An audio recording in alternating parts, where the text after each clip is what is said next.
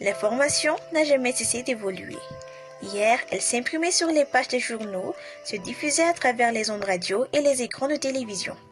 Aujourd'hui, un smartphone suffit pour informer, commenter, influencer. Quel avenir pour la presse et quel rôle pour le quatrième pouvoir à l'ère du digital? Parce qu'à l'ère des réseaux sociaux, s'informer ne suffit plus. Il faut aussi comprendre, analyser et vérifier. C'est dans cette perspective que les étudiants en master sciences politiques de l'Université catholique de Madagascar, en collaboration avec le Centre de recherche pour le développement, ont choisi de placer cette 4e édition de la table ronde au cœur des défis de l'information et de la communication d'aujourd'hui, de la presse traditionnelle à l'information à l'ère numérique.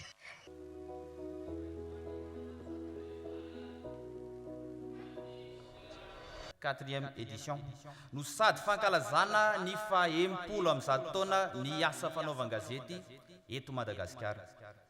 Hanomboantsika ny fotoana dia manainga ampanajana anao Mopera Symphorien Tantely, tompon'andraikitra voalohany amin'ny fanabeazana ara-pinoana sy ny izy eto amin'ny UCM Ambatoroka, hitarika ny vavaka etsika hiatrika ny tontolo andro ary indrindra angatahantsika fitaina amin'Andriamanitra mba hahafahana manatotosa hatsakany sy andavany izao lanonandehibe izao.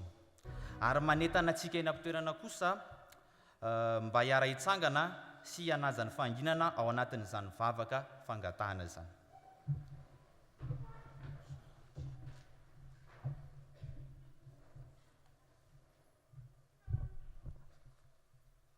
Au nom du Père et du Fils et du Saint-Esprit, Seigneur notre Dieu, source de toute sagesse et de vraie lumière, d'en répandre ta clarté sur l'obscurité de notre intelligence, chasse de nous les ténèbres du péché et de l'ignorance. Donne-nous la pénétration pour comprendre, la mémoire pour retenir, la méthode et la lucidité pour interpréter, une grâce abondante pour communiquer. Nous remettons entre tes mains cette journée scientifique. Dirige-la pour le progrès de notre institution et pour le bien de notre pays. Toi qui vis et règnes maintenant et pour les siècles des siècles, notre Père qui es aux cieux, que ton nom soit sanctifié.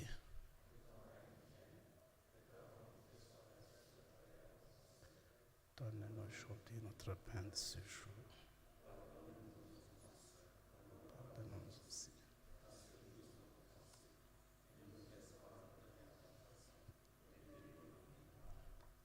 Je vous salue Marie, pleine de grâce. Le Seigneur est avec vous.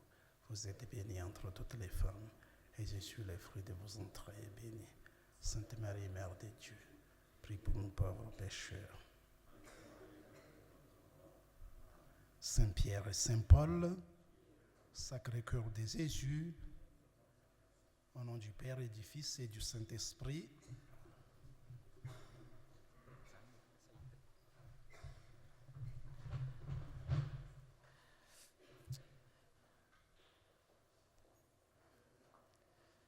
Mialatsiny indrindra tompoko lasy tompoko vavy fa mamerina indray aho eo ampitsanganana toy ny teo any no anaovantsika ny hira-pirenena hanomezantsika voninahitra Madagasikara ity.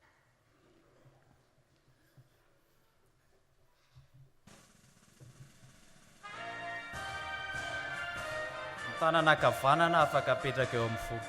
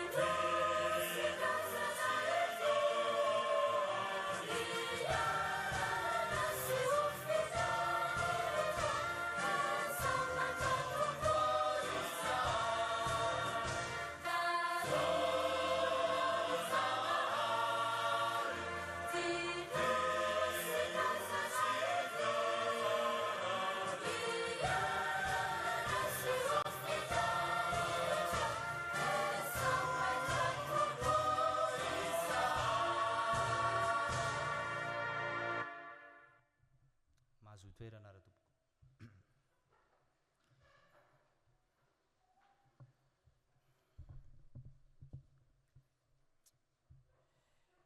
Eo ianareo mpikambana ao amin'ny rektora izay tompona andraikitra faratapony atao amin'ny Université catholique de Madagascar.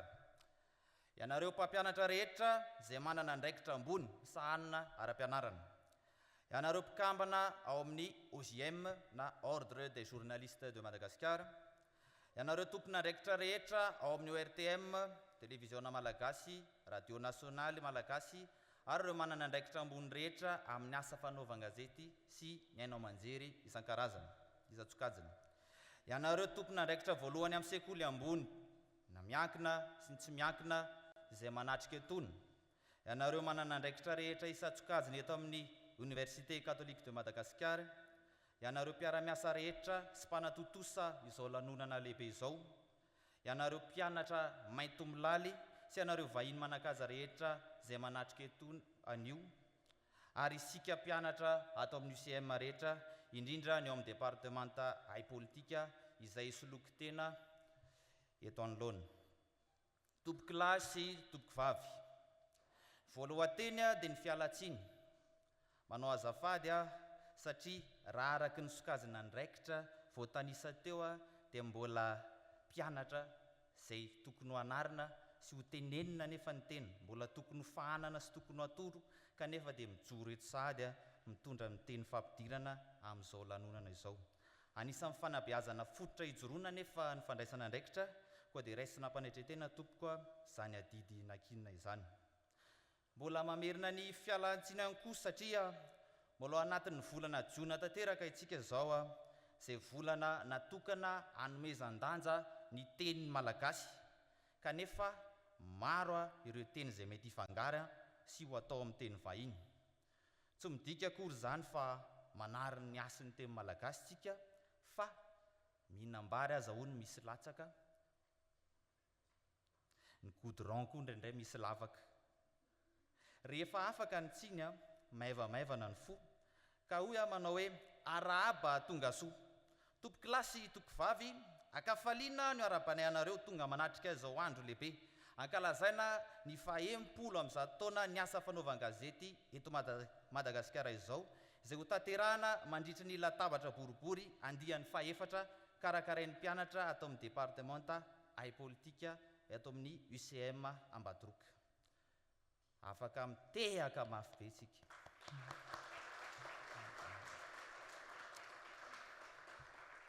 Mialohan'ny fandraisam-pitenenana amin'ny fandimby izay hanokafana ny lanonana sy fanolorana ireo mpandray anjara amin'ny famelabelaran-kevitra, dia mamela anareo hanolotra ireo mpiara-miasa akaiky sy mpanatotosa izao hetsika izao. Angatahana zany izay voatonona afaka mitsangana eny am-toerana fotsiny, kopakopaka mitsikitsika dia ametsika tehaka tsy maninona. Anisan'ny mpanampy ary mpanohana ofisialy izay akaiky indrindra amin'ny fanatanterahana izao hetsika izao ry zareo avy ao amin'ny PNUD, izay hoe Programme des Nations Unies pour le Développement. Ny PNUD moa izay efa rahantsika malala fa misahana andraikitra lehibe ry zareo amin'ny resaka fanampiana amin'ny fandrosoana lovain-jafy sy ny fisorohana amin'ny fahantrana, ary indrindra amin'ny fanampiana ara-paikady amin'ny fampandrosoana ny firenena eo amin'ny lafiny samihafa. Maro tsy voatanisa ny fanampiana ara-pitaovana nentin'izy ireo tamin'ny fikarakarana ity latabatra boribory andian'ny 4 ity. Eo ankory zareo ao amin'ny studio Sifaka, izay hanamanjery malagasy natao indrindra ho an'ny tanora, manampy antsika azo ny vaovao marina, hianatra ny hevitra ary handray anjara amin'ny fampandrosoana Madagasikara toy ny fanentanako tamin'ny voaloha teo.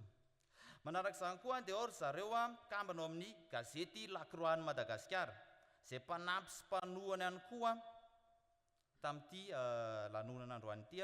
Gazety katolika izy io, saingy tsy miresaka fivavahana fotsiny fa mandinika ny fiarahamonina amin'ny ankapobeny. Anisan'ny nampiavaka azy ny fanazavana lalina momba ny andraikitry ny olom-pirenena eo amin'ny fiarahamonina sy ny fitondran-tena ary indrindra ny demokrasia.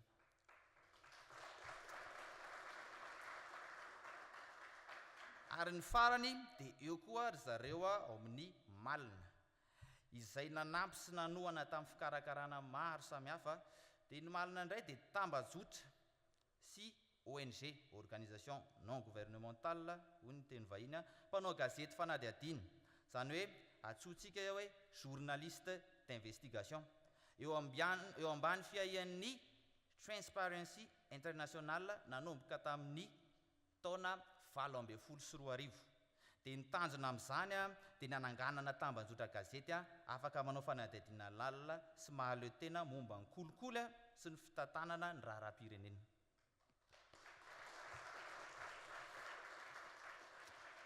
Dia araka ny voalaza teo moa dia izy efatra ireo ny mpanohana ofisialy ary manampy amin'ny endrika maro isan-karazany ity latabatra boribory andian'ny faefatra ity koa ankasitrahana finatrana izy ireo amin'izany fanampiana izany.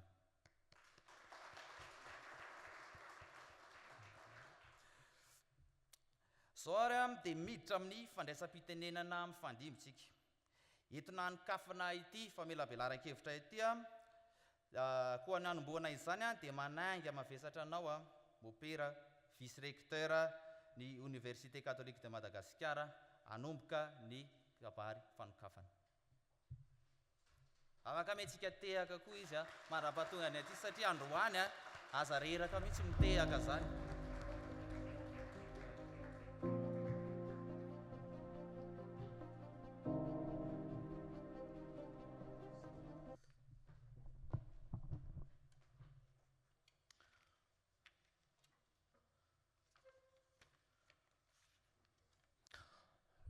Merci de m'avoir donné la parole. Révérend Père recteur de l'Université catholique de Madagascar et chers membres du conseil rectoral, chers enseignants, surtout les responsables de la mention sciences politiques, chers membres du conseil académique de l'Université catholique de Madagascar, mesdames et messieurs, les intervenants et invités en vos rangs, grades, tout protocole observé, chers enseignants, chercheurs, étudiants, mesdames et messieurs. C'est avec une grande joie et une réelle fierté que j'ouvre aujourd'hui cette 4e édition de la table ronde organisée par la mention sciences politiques de l'Université catholique de Madagascar. Le thème retenu cette année, de la presse traditionnelle à l'écosystème digital, vers une redéfinition conceptuelle du 4e pouvoir, présente un intérêt tout particulier. Il s'inscrit dans le cadre de la commémoration du 160e anniversaire de la presse malgache et nous invite à réfléchir sur la place et le rôle de la presse dans une société en pleine mutation technologique. Cette réflexion est d'autant plus importante que les transformations engendrées par la révolution numérique ne concernent pas seulement les moyens de communication, elles affectent profondément les mécanismes de formation de l'opinion publique, les relations entre gouvernants et gouvernés, ainsi que les conditions mêmes du fonctionnement démocratique. Dès lors, s'interroger sur l'avenir du 4e pouvoir revient à s'interroger sur l'avenir de la démocratie elle-même. À cette occasion, permettez-moi de partager 2 réflexions qui me semblent particulièrement importantes.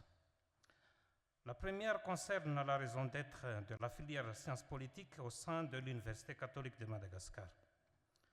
La création de cette filière répond à une exigence fondamentale de la doctrine sociale de l'Église qui affirme que, je cite, « La personne humaine est le fondement et la fin de la communauté politique ». Ça se trouve au numéro 384 du Compendium de la doctrine sociale de l'Église. Le même document rappelle également que, je cite, « L'autorité politique doit se laisser guider par la loi morale. Toute sa dignité dérive de son exercice dans le domaine de l'ordre moral. » Fin de citation. Ces principes nous rappellent que la politique ne saurait être réduite à la conquête ou à la conservation du pouvoir. elle est avant tout une vocation de service. C'est pourquoi le pape François a pu affirmer avec force que, je cite, « la politique est la forme la plus haute de la charité ». Fin de citation. Cette affirmation ne doit pas être comprise comme une formule rhétorique. Elle exprime une conviction profonde. Lorsqu'elle est exercée avec intégrité et dans la recherche du bien commun, l'action politique constitue l'une des plus nobles formes d'engagement au service de la personne humaine. C'est précisément dans cet esprit que la filière sciences politiques de l'UCM a été créée, former des femmes et des hommes compétents, intègres et responsables, capables de mettre leurs connaissances au service du développement humain, économique, social, culturel et politique de Madagascar. Mais la formation d'une classe politique responsable, à elle seule, ne suffit pas à garantir une démocratie authentique. Une démocratie vivante a également besoin de citoyens informés, capables d'exercer leur esprit critique et de participer de manière éclairée à la vie publique. C'est ici que la question de la presse et de l'information rejoint directement celle de la politique. Ma seconde réflexion porte donc sur la conception que l'Église se fait du rôle de la presse et des moyens de communication sociale. Il est significatif que le Concile Vatican II, le plus grand document de l'Église catholique après l'Écriture sainte, ait consacré un décret entier à cette question à travers le document intitulé Inter Mirifica. Bien avant l'apparition de l'Internet et des réseaux sociaux, l'Église avait déjà compris l'importance des médias dans la construction de la vie sociale et politique. Concernant le droit à l'information, le Concile affirme, je cite, au numéro 6 de Inter Mirifica, « Aussi bien trouve-t-on inhérent à la société humaine le droit à l'information sur les sujets qui intéressent les hommes, soit en tant qu'individu, soit en tant que membre d'une société, selon la situation de chacun. Cependant, le bon exercice de ce droit requiert que la communication soit, quant à son objet, toujours véridique et, dans le respect des exigences de la justice et de la charité, complète, qu'elle soit, quant au mode, honnête et convenable, c'est-à-dire que dans l'acquisition et dans la diffusion des nouvelles, elle observe absolument les lois morales, les droits et la dignité de l'homme. » Fin de citation. Cette exigence de vérité, d'honnêteté et de respect de la dignité humaine demeure aujourd'hui plus actuelle que jamais. À l'ère numérique, l'information circule à une vitesse sans précédent. Les réseaux sociaux permettent à chacun de devenir producteur et diffuseur de contenu. Cette évolution favorise une démocratisation remarquable de la parole publique, mais elle soulève également de nombreuses interrogations concernant la vérification des informations, la manipulation de l'opinion, les fausses nouvelles et les diverses formes de désinformation. Le même document conciliaire souligne également au numéro 8 que les moyens de communication sociale doivent contribuer, je cite, à la formation et à la diffusion de saines opinions publiques. Fin de citation. Cette affirmation nous paraît particulièrement éclairante dans le contexte actuel, car la qualité de la vie démocratique dépend largement de la qualité de l'opinion publique. Lorsque celle-ci est nourrie par une information fiable, pluraliste et responsable, elle favorise la participation citoyenne, le contrôle démocratique et la recherche du bien commun. À l'inverse, lorsqu'elle est dominée par la désinformation, les manipulations ou les intérêts particuliers, elle risque d'affaiblir les fondements même de la démocratie. C'est précisément pour cette raison que la presse a été qualifiée de quatrième pouvoir. Elle constitue un acteur essentiel de la vie démocratique. Elle éclaire les citoyens, interroge les détenteurs du pouvoir, favorise la transparence et contribue à la redevabilité des responsables publics. Le Concile Vatican II, au numéro 12 du décret, rappelle enfin que les pouvoirs publics ont le devoir de protéger, je cite, la vraie et juste liberté d'information dont la société moderne a absolument besoin pour son progrès. Fin de citation.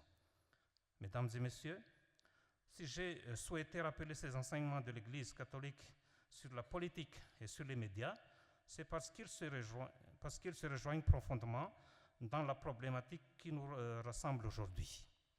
La moralisation de la vie politique à laquelle aspire notre pays ne dépend pas uniquement des institutions ou des textes juridiques. Elle exige à la fois des responsables politiques compétents et intègres, mais aussi une presse libre, crédible et responsable. Il ne peut y avoir de démocratie authentique sans une culture de vérité dans l'exercice du pouvoir. Il ne peut pas davantage y avoir de démocratie authentique sans une culture de vérité dans la production et la diffusion de l'information. Ainsi, la mission de la filière sciences politiques et la réflexion sur le rôle de la presse participent d'un même objectif: contribuer à la construction d'une société plus juste, plus transparente et plus respectueuse de la dignité de l'homme. Dans le contexte de l'écosystème digital, la question qui se pose n'est donc pas seulement de savoir comment la presse doit s'adapter aux nouvelles technologies. La véritable question est de savoir comment elle peut continuer à remplir sa mission fondamentale de service de la vérité, de formation de l'opinion publique et de soutien à la vie démocratique. Je salue chaleureusement donc l'initiative de la mention sciences politiques d'avoir choisi un thème aussi pertinent et actuel, et je forme le vœu que les échanges de cette journée permettent d'approfondir notre réflexion sur les responsabilités nouvelles du quatrième pouvoir et d'identifier les voies par lesquelles la presse, dans toutes ses formes, pourra continuer à contribuer à la consolidation de la démocratie, à la promotion du bien commun et au développement de notre nation. Pour terminer, je déclare ouverte cette table ronde et souhaite plein succès aux échanges et vous remercie de votre aimable attention.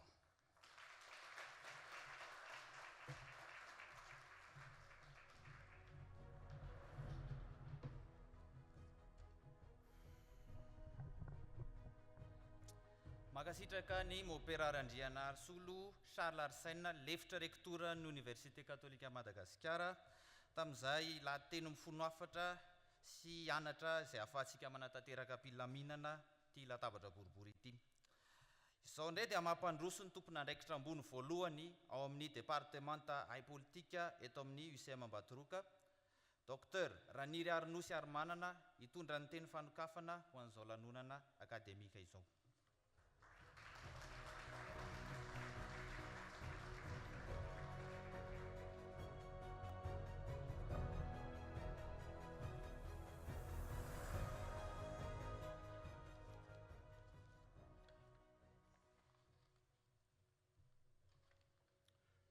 Révérend Père Recteur, Révérend Père Vice-Recteur, Monsieur le Secrétaire Général, Révérend Père Aumônier, Monsieur le Doyen de la Faculté des Sciences Sociales, Mesdames et Messieurs les chefs de département, chers collègues enseignants et chercheurs du CRD et de l'école doctorale conduite par Madame la directrice de l'école doctorale, chers étudiants, chers membres du personnel, Mesdames et Messieurs en vos titres, grades et qualités respectifs, soyez donc les bienvenus.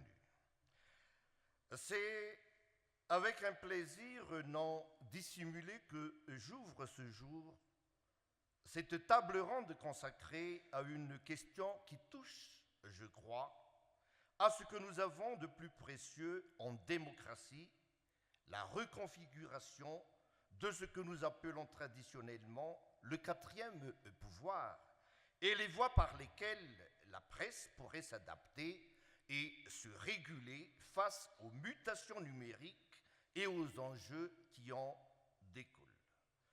L'Université catholique de Madagascar, fidèle aux valeurs qu'elle a faites siennes et aux principes inscrits au fronton de ses priorités, se veut être un incubateur d'intellectuels et une incarnation de l'excellence. La mention sciences politiques, tel un cordon ombilical, s'inscrit dans cette dynamique et la concrétise à travers la formation qu'elle dispense et les activités qu'elle organise. Cette table ronde, qui en est aujourd'hui à sa 4e édition, est le fruit de cette quête constante de l'excellence. Elle s'érige en un espace de discussion intellectuelle où se recoupent les points de vue, avec pour ambition première d'initier nos étudiants à l'organisation d'événements d'envergure essentiellement scientifique. Cette 4e édition s'inscrit dans la lignée de celles qui l'ont précédée et poursuit la même logique, celle de faire de notre université un catalyseur de connaissances au service et de l'Église et du pays. Durant cette table ronde, nous nous attacherons à rappeler le véritable rôle de la presse dans la société et son importance dans le façonnement de l'opinion publique. Celui, pour reprendre les mots d'Albert Camus, de conseillère du gouvernement et de guide auprès de l'opinion. Or, avec l'avènement du numérique, l'espace public, espace politique par excellence également, a connu une redéfinition très profonde, au point que des auteurs de référence, tels que Serge Halimi, parmi d'autres, désignent désormais Internet comme le média de tous les médias. Ce bouleversement, malgré le potentiel démocratique qu'il porte et l'élargissement du champ des moyens d'interpellation qu'il autorise, s'accompagne d'une abondance d'informations dont les sources demeurent souvent nébuleuses. En l'absence d'un véritable traitement journalistique, le consommateur se trouve exposé à un risque réel de manipulation et de désinformation susceptible à terme de fausser le jeu démocratique lui-même. L'enjeu, on le voit, est de taille. Cette table ronde s'est ainsi fixé un défi majeur: sensibiliser l'esprit critique de nos citoyens pour qu'ils ne demeurent pas de simples consommateurs d'informations, mais qu'ils deviennent des citoyens avertis, capables de naviguer avec prudence et intelligence dans le paysage numérique actuel.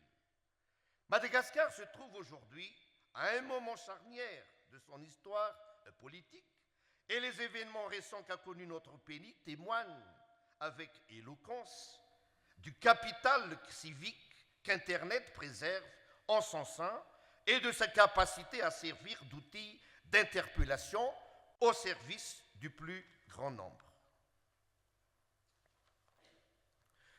La thématique que nous abordons aujourd'hui est particulièrement riche et témoigne, j'y crois, de l'ambition scientifique que porte cette table ronde. Les interventions à venir seront riches de leur diversité et portées par des experts que je n'hésite pas à qualifier d'orfèvres en la matière. La presse, un secteur en mutation, demeure l'un des piliers de notre société et la voix de ceux que l'on oublie trop souvent. Les journalistes sont voués à un travail exigeant qui requiert lucidité et, disons-le, un véritable courage. Ce n'est pas à moi de les rappeler à vous journalistes particulièrement, la clause de conscience qui doit vous imprégner. Et pourtant, malgré ce rôle fondamental, les constats sont préoccupants.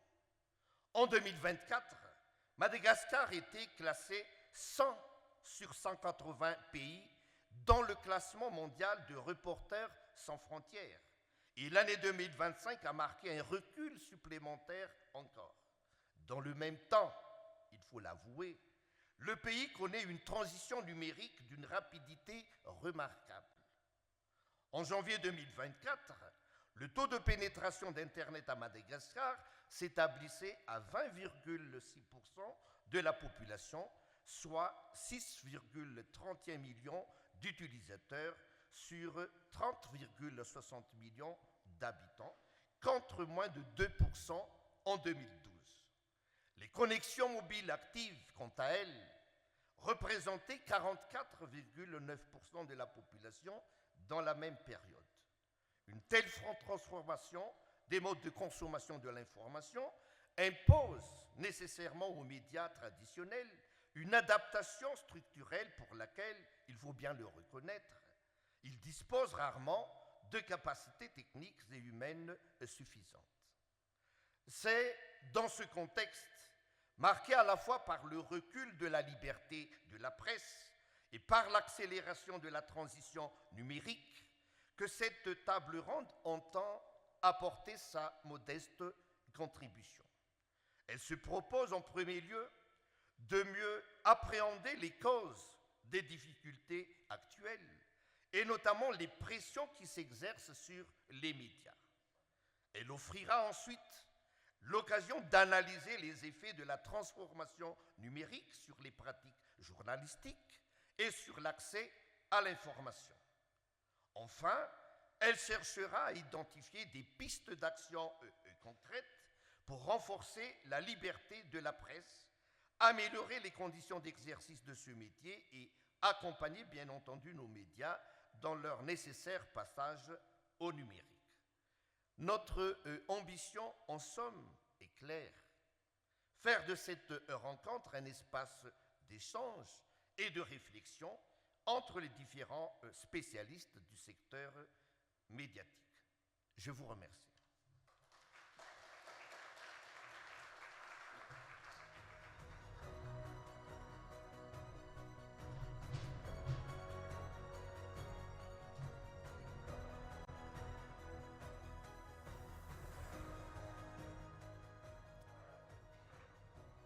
Ankasitrahana ny lehibe any sapam-pianarana ao amin'ny taranja siansa politika mitondra izany lahateny nanokatra izao andro manandanja izao.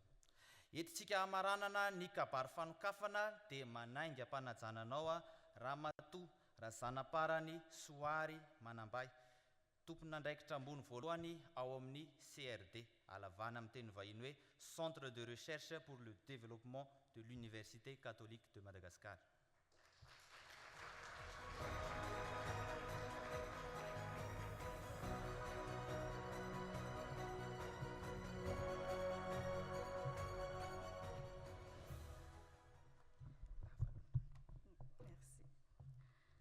Mesdames et messieurs, permettez-moi, au nom du Centre de recherche pour le développement de l'Université catholique de Madagascar, d'exprimer notre grand plaisir et enthousiasme à contribuer à l'organisation de cette table ronde consacrée à la très ambitieuse problématique de la redéfinition conceptuelle du quatrième pouvoir. Avec grand plaisir et enthousiasme, car ces questions prolongent sans aucun doute les réflexions déjà entamées dans le cadre du colloque international annuel de l'UCM, où notre communauté scientifique a largement travaillé sur les savoirs, engagements et transformations sociales il y a moins d'un mois dans la même salle. Aujourd'hui, l'indépendance du journalisme, l'évolution de l'espace public à l'ère du numérique nous met en face d'une réalité frappante. Mes collègues tout à l'heure l'ont soulevé. Ni l'information, ni ce débat public ne sont jamais des acquis définitifs. Nous les voyons se construire, se transformer, se négocier constamment. Face à ces mutations et dans un contexte où les informations circulent trop vite, où les opinions se polarisent trop facilement, l'université se propose donc de rester un lieu de recul, de méthode et de discussion sereine. En ce sens, cette table ronde rejoint les travaux menés au sein du pôle de recherche éthique, gouvernance et état de droit, EGED, un des 5 pôles de recherche du centre de recherche. Doctorants, enseignants-chercheurs, chercheurs y analysent à travers leurs travaux de recherche les différentes problématiques y afférentes. Mais par cette allocution, je souhaiterais particulièrement souligner la qualité du travail accompli par ces étudiantes et étudiants porteurs de l'organisation de cette rencontre. Pour les avoir accompagnés dans ce projet, nous avions été particulièrement sensibles à leur capacité à traiter des questions complexes avec sérieux, curiosité intellectuelle, déjà un grand sens du débat et de l'éthique. En tant que centre de recherche, mais pour vous avoir eu en cours aussi cette année, notre contribution s'est seulement inscrite dans notre mission de garantir un cadre scientifique propice à la réflexion, à la discussion argumentée et à la libre confrontation des idées. Par ailleurs, la mission du centre de recherche consiste aussi à diffuser les connaissances produites dans le cadre d'espaces de réflexion comme aujourd'hui. Parce que l'université ne forme pas seulement à l'exercice d'un métier, vos futurs métiers, elle forme à comprendre le monde pour mieux y agir. Chers étudiants en sciences politiques, nous aurons plaisir à vous retrouver, à vous accompagner dans vos futurs parcours de chercheurs et de doctorants. C'est cette exigence qui doit accompagner donc tous les chercheurs, bien au-delà de leur parcours universitaire. Nous le savons déjà, les responsabilités que vous exercerez demain dans les médias, les institutions politiques, les organisations de la société civile ou le secteur privé, ces responsabilités nécessiteront non seulement votre compétence technique, mais aussi et surtout que vous dépassiez les opinions immédiates, que les phénomènes sociaux soient analysés avec méthode et que votre esprit critique se forge et fonde vos engagements sur des connaissances solides. Nous espérons ainsi que cette rencontre contribuera non seulement à enrichir la réflexion collective aujourd'hui, mais également à nourrir de futures recherches sur les mutations de l'espace public malgache. Chers tous, je vous remercie et vous souhaite une excellente table ronde.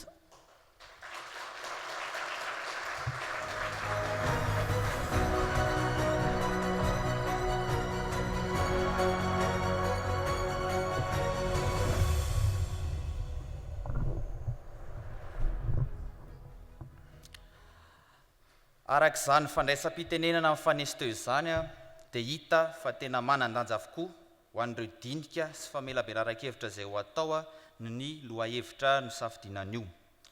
Raha voalaza teny am-piandohana moa dia ny hoe miditra amin'ny latabatra boribory andian'ny faefatra tsika izao.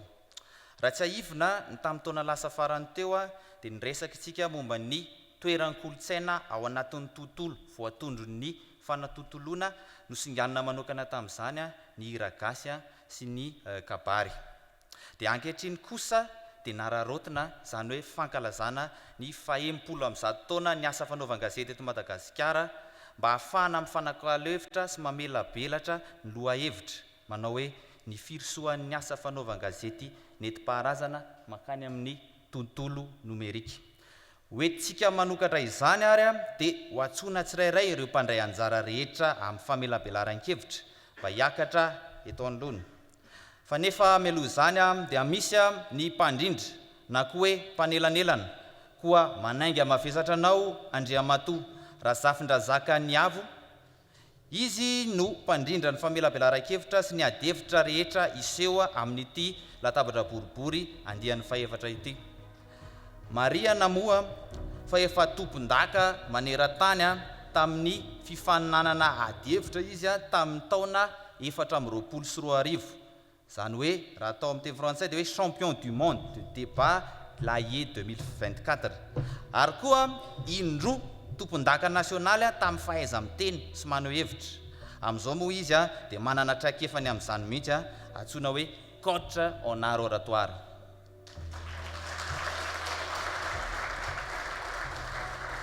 Manaraka izany dia ireto avy ireo mpandray anjara amin'ny famelabelaran-kevitra.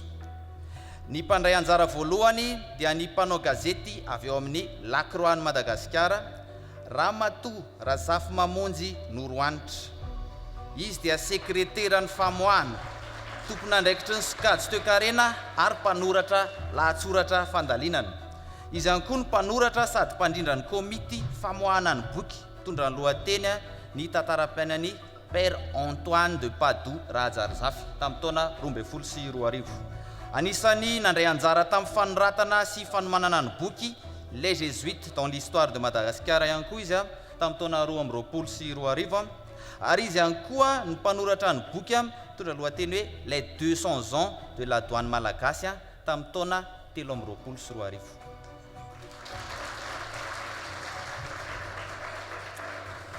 Ny mpandray anjara faharoa kosa dia Andriamatoa Ramarsaona James, mpanao gazety Mahaleo Tena, filoha lefitry ny HCDDED.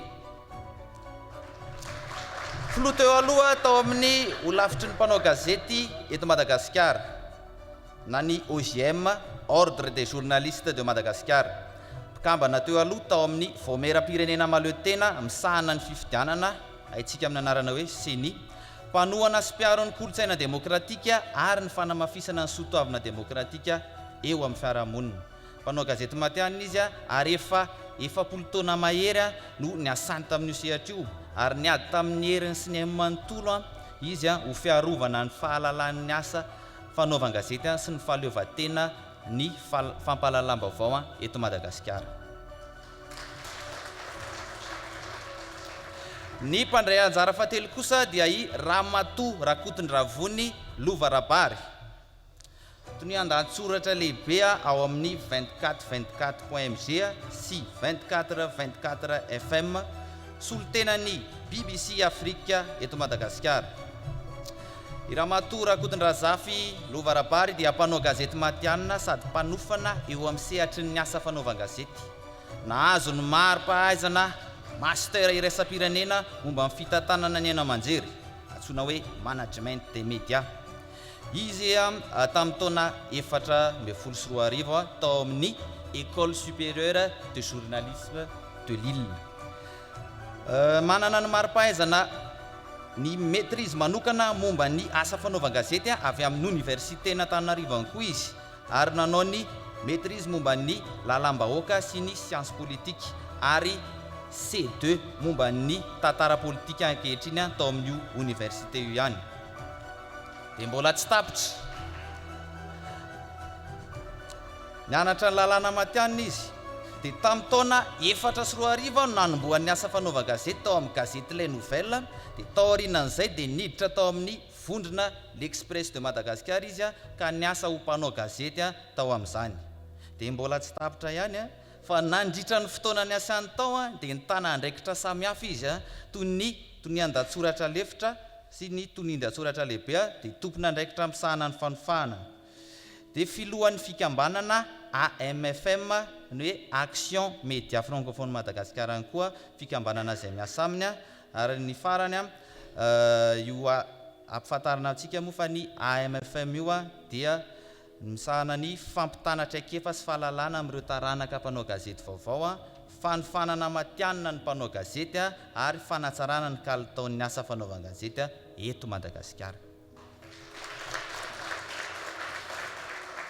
Ary ny mpandray anjara faefatra sady farany amin'ny famelabelaran-kevitra dia i Ramatoa Malalasoa Joana, mpandrindra ao amin'ny Malina. Nahazo diplôma momba ny sciences politika izy ary efa ela no naneho ny fahavononana sy fandraisana andraikitra amin'ny fampiroboroboana ny fitantanana tsara na antsoina hoe bonne gouvernance eto Madagasikara. tamin'ny taona 2024 dia niditra tao amin'ny Transparency International Initiative Madagascar izy mba hiandraikitra ny fampandrosoana sy fanamafisana ny malina izay hainao manjery maleo tena manokana anadadiana sy ampifantarana ny vahoaka ireo raharaha kolikoly sy fanodikodonana ny tombontsom-bahoaka dia mbola tsy tapitra fa amin'ny mampandrindra ny malina azy dia raha matozy io anamalala soa dia mandray anjara mavitrika amin'ny fampiroboroboana ny asan-gazety ny olazaina teo fa indrindrandrindra ny fanadadiana eto Madagasikara miasa izy amin'ny fanamafisana ny mangarahara ny tamberina andraikitra ary ny ady amin'ny kolikoly amin'ny alalan'ny fanohanana ireo fanadadiana kasika ny raharaham-bahoaka sy ny fitantanana ny fiainam-pirenena.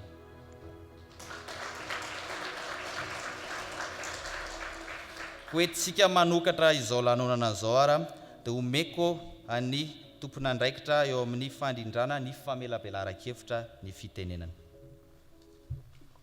Magasitraka azo dia afaka omentsika tiaka mafy be ihany koa izy. Voalohanteny dia ny fialanatsiny. Mialatsiny amin'ity seza miavoavo ity fa ny tena moa ivaiva raha manoloana an'ireto olona mitana toerana avo nareo mpanatrika liana amin'ny toetra tena avo sy ireo olona traikatakaiko koa efa navita zavatra avo lenta. Mialatsiny ihany koa satria ny fandraisam-pitenenana koa dia atao amin'ny teny mifangaro na amin'ny teny vary amanakotro sy tsy gagasy vary amanakotro ny filaza satria vary amin'anana dia tsara. Karaha ohatra ka sitraka resaka teo avinareo zay tompoka dia mba afaka mitehaka nareo azafady. Soatra betsaka. Andrianko ny teniko fa ny afako feheziko. Merci mesdames et messieurs. Maintenant je vais poursuivre mon intervention en français. Alors, le premier thème s'intitule La fragilité de l'indépendance à l'ère numérique entre pression classique et nouveau contrôle numérique. La liberté de presse est un pilier fondamental pour notre démocratie. Ça, on en est tous conscients. Et maintenant, vivre cette liberté de la presse, c'est autre chose. Selon le dernier rapport de RSF, Reporters sans frontières, Madagascar est classé 103e pays. Il classe les pays par 3 zones. La zone verte, qui est dominée par les pays nordiques, à l'instar de la Suède, Finlande, Norvège. Donc eux, ils respirent la liberté de la presse.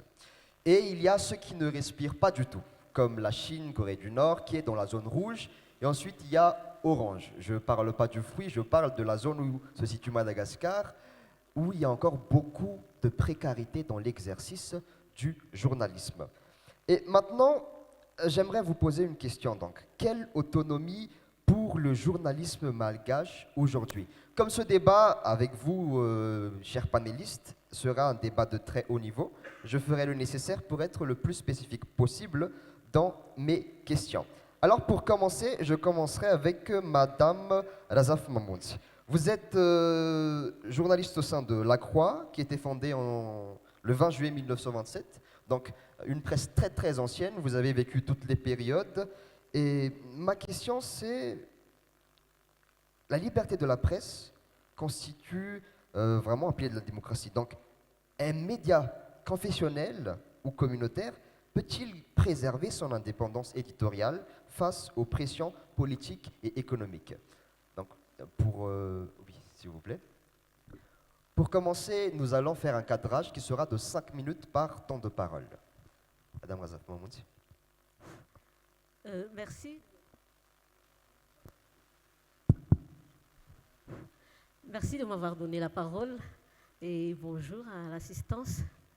Pour répondre à votre question, effectivement, La Croix est le plus vieux média en exercice actuellement parce qu'il va fêter ses 100 ans l'année prochaine. Et il a traversé toutes les époques, depuis la colonisation jusqu'à 2026, où nous avons passé beaucoup de crises, tant politiques que sociales et économiques. Ce n'est pas facile d'être un journal confessionnel parce qu'il y a des exigences du lectorat surtout et de l'opinion. parce que je peux vous dire que du côté de nos patrons, parce que la Croix appartient à la conférence épiscopale de Madagascar, c'est-à-dire que c'est un journal de l'Église catholique. Nos patrons, les évêques, ne sont jamais venus au desk pour nous dire ou nous dicter ce que nous devons dire ou nous interdire quelque chose à ne pas dire. Donc de ce côté, je ne sais pas si c'est pour vous rassurer ou quoi, mais je peux vous dire qu'on est libre. Peut-être que derrière, en coulisses, ils peuvent, comme ils sont des citoyens, comme d'autres, ils peuvent avoir leur opinion, mais ils ne nous l'ont jamais dit, ils ne nous ont jamais interdit de dire quoi que ce soit, ou nous ont dicté de dire ceci ou cela. Une fois peut-être, le cardinal Razaf Natand qui a dit ça, et c'est tout. Mais sinon, de ce côté, on est libre. Donc, la Croix a toujours été ce qu'il était, du moins depuis 2002 que je suis chez la Croix. J'ai vu cette liberté et cette liberté de penser et d'écrire que nous avons pu vivre. L'opinion, une certaine opinion dit que est-ce que la Croix est toujours du côté des opposants? Mais il faut comprendre que la Croix, surtout avant, c'était déjà ça, mais à partir du 75e anniversaire de la Croix, on avait choisi comme slogan Voix des sans-voix, parce qu'il y a tant de Tsumanapeo dans tout Madagascar. Et une rubrique de la Croix qui s'intitule Courrier des lecteurs, c'est dans ces courriers de lecteurs qu'on a beaucoup de voix qui ne sont pas entendues et que nous essayons de diffuser, de publier dans notre journal. Donc, pour parler de liberté, dans le sens politique, dans le sens économique et sur toutes les pressions qu'il y a, c'est surtout cette façon de voir la Croix comme quelqu'un qui s'oppose, comme un média qui s'oppose toujours à ce qui se passe et à ce que font les politiciens, que je voudrais parler. Ce n'est pas que nous sommes du côté des opposants, mais c'est parce que nous constatons que beaucoup de choses ne marchent pas encore. Et nous tenons à dire ce qui ne va pas dans ce pays, parce que nous croyons, peut-être en toute humilité, que nous pouvons apporter quelque chose pour le bien de ce pays et pour, comment je veux dire, pour être dans la ligne éditoriale de l'Église aussi, et dans la ligne éditoriale que s'est fixée la Croix, la justice qui fait foi, et la foi qui fait justice. Merci beaucoup pour cette clarification, pour ce développement. Vous pouvez l'applaudir. Merci beaucoup. Maintenant, je passerai à M. James Ramarsona. Vous êtes journaliste depuis les années 80, vous avez cofondé la Gazette de la Grande Île et vous avez subi des pressions, beaucoup de pressions, notamment avec l'affaire de 2005. Et maintenant, ma question serait, quels sont aujourd'hui les principaux défis rencontrés par les journalistes malgaches dans l'exercice de leur profession? Merci. Merci. Non. Tout d'abord, je tiens à remercier les étudiants d'avoir choisi pour moi quand même c'est onamazany hoe mampalahelo ihany raha ohatra ka ny mpianatra ny mampahatsiahina zay hoe fa enimpolo amby zato taona nisian'ny fanaovan-gazety malagasy. Là donc je salue. Nous sommes dans une situation un peu délicate. La presse malgache se retrouve encore après 160 ans d'existence, mais c'est un fait. Je vais parler des défis. Bon, les défis actuels, c'est tout d'abord la confiance des lecteurs, la confiance des auditeurs, donc la confiance de l'opinion. On ne peut pas prétendre journaliste, ce n'est pas comme dans les hôpitaux, ce ne sont pas tous les gens qui travaillent dans les hôpitaux se prétendent être des médecins. Donc, il faut qu'il y ait une réglementation de métier et ça se reflète. Il y a donc les formations dans les bancs des instituts et des universités. Il y a aussi la formation sur l'État qui sera suivie par des perfectionnements, donc des formations spécialisées. L'autre défi qu'affrontent les journalistes malgaches est aussi la rémunération. Et c'est vraiment, ça ne fait pas vivre l'homme, surtout dans les médias, les stations privées qui se propagent presque dans tout Madagascar. Là, il faut attirer l'attention que depuis des années, quand j'étais encore à la tête de l'ordre des journalistes, j'ai toujours travaillé, vraiment bataillé devant les patrons de presse. Moi, je pense que Monsieur le Président Hadj, qui est là, tout à la fois avec Cool TV et autres, pourront quand même soutenir, puisque ça c'est un manquement. Les patrons de presse malgaches ne financent pas sur la formation. Et c'est très dur pour un jeune qui se veut être un véritable journaliste, puisque on peut être un journaliste, mais il faut se former tout le temps. Maintenant, avec l'histoire du numérique, bon, on en parlera après, mais quand on manque de formation, on ne peut pas aller. Et l'autre défi aussi, c'est qu'il faut dépasser la généralisation, le généralisme. Il faut donc passer à la spécialisation. Maintenant, quand on passe à l'Assemblée nationale du TVM, ce n'est pas un journaliste sportif comme Rabilalo qui connaît c'est quoi la TVM. Donc, il faut une spécialisation. Ce sera un journaliste qui maîtrise les arcanes de l'économie et des finances, ne serait-ce que pour parler de budget.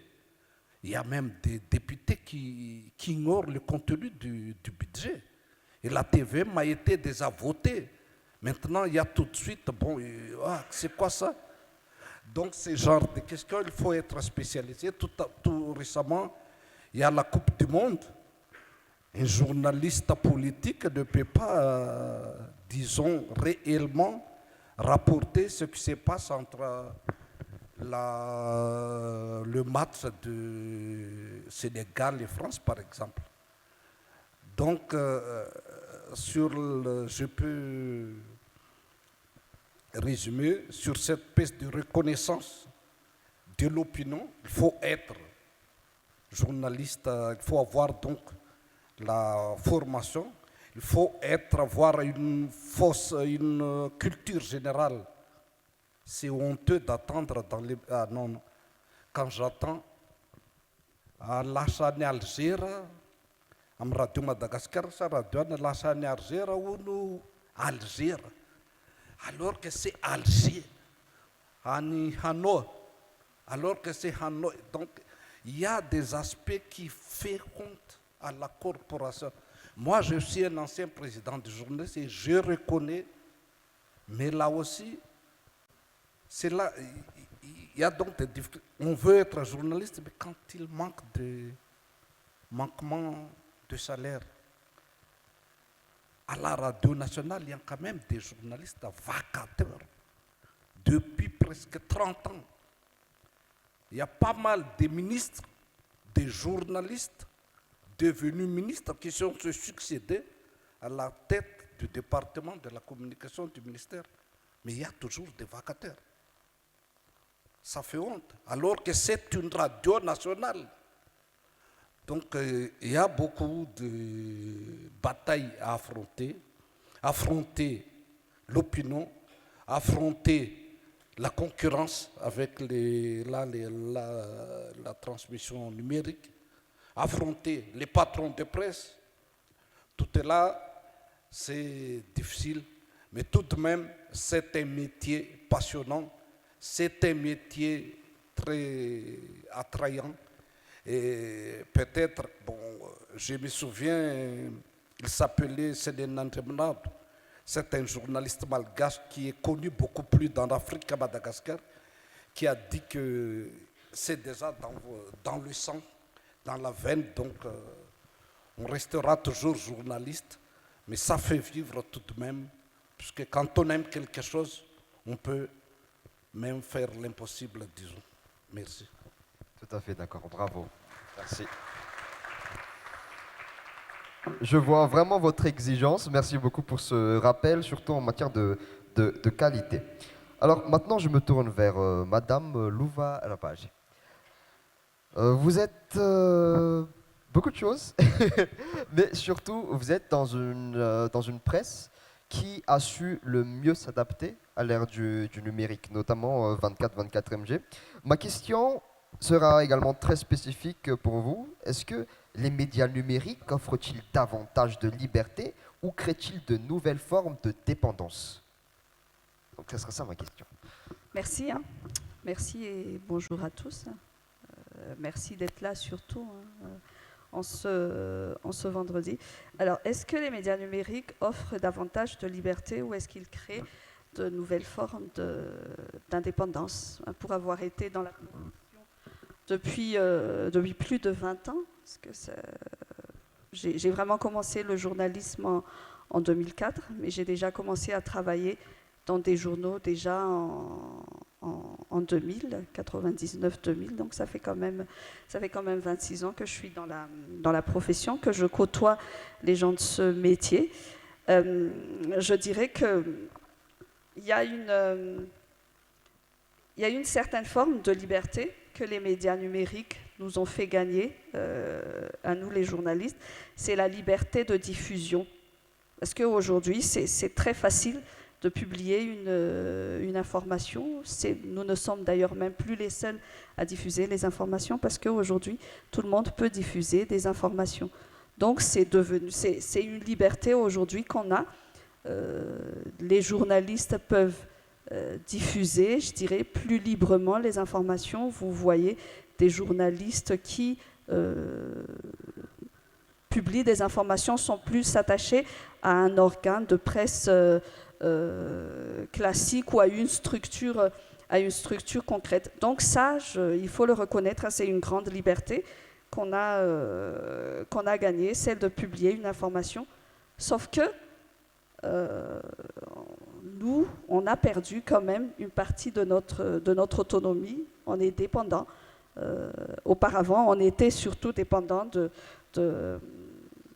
des pouvoirs politiques, des pouvoirs économiques, qui sont nos patrons, parce qu'avant, on devait avoir un patron avec beaucoup d'argent, parce qu'il faut avoir beaucoup de matériel pour pouvoir diffuser à la télé, pour pouvoir imprimer un journal. Donc, on dépendait forcément des pouvoirs économiques, évidemment aussi des pouvoirs politiques, des propriétaires des journaux.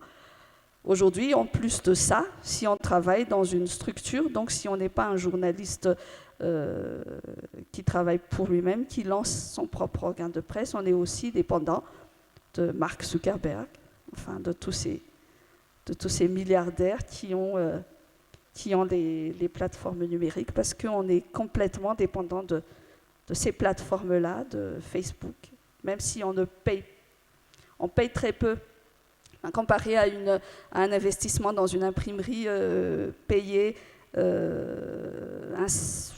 dirais comment on appelle ça, enfin payer son nom de domaine, c'est pas cher. Et puis il suffit d'avoir Internet qui, quoi qu'on dise, est quand même pas cher par rapport à une imprimerie, encore et toujours. Pour faire fonctionner une imprimerie, pour faire fonctionner une télé, ça coûte très cher. Donc là, c'est plus facile, sauf qu'on dépend de Google, de Facebook, de TikTok, de Twitter, de tout ce monde-là. Et puis, on est aussi devenu très dépendant des engagements, des likes, des partages, des interactions. On est devenu très dépendant de ça. Avant, tous les soirs, on voyait combien on a d'invendus. Aujourd'hui, c'est toutes les heures, c'est toutes les minutes qu'on assiste à comment les gens consomment notre information et on est devenu très dépendant de ça.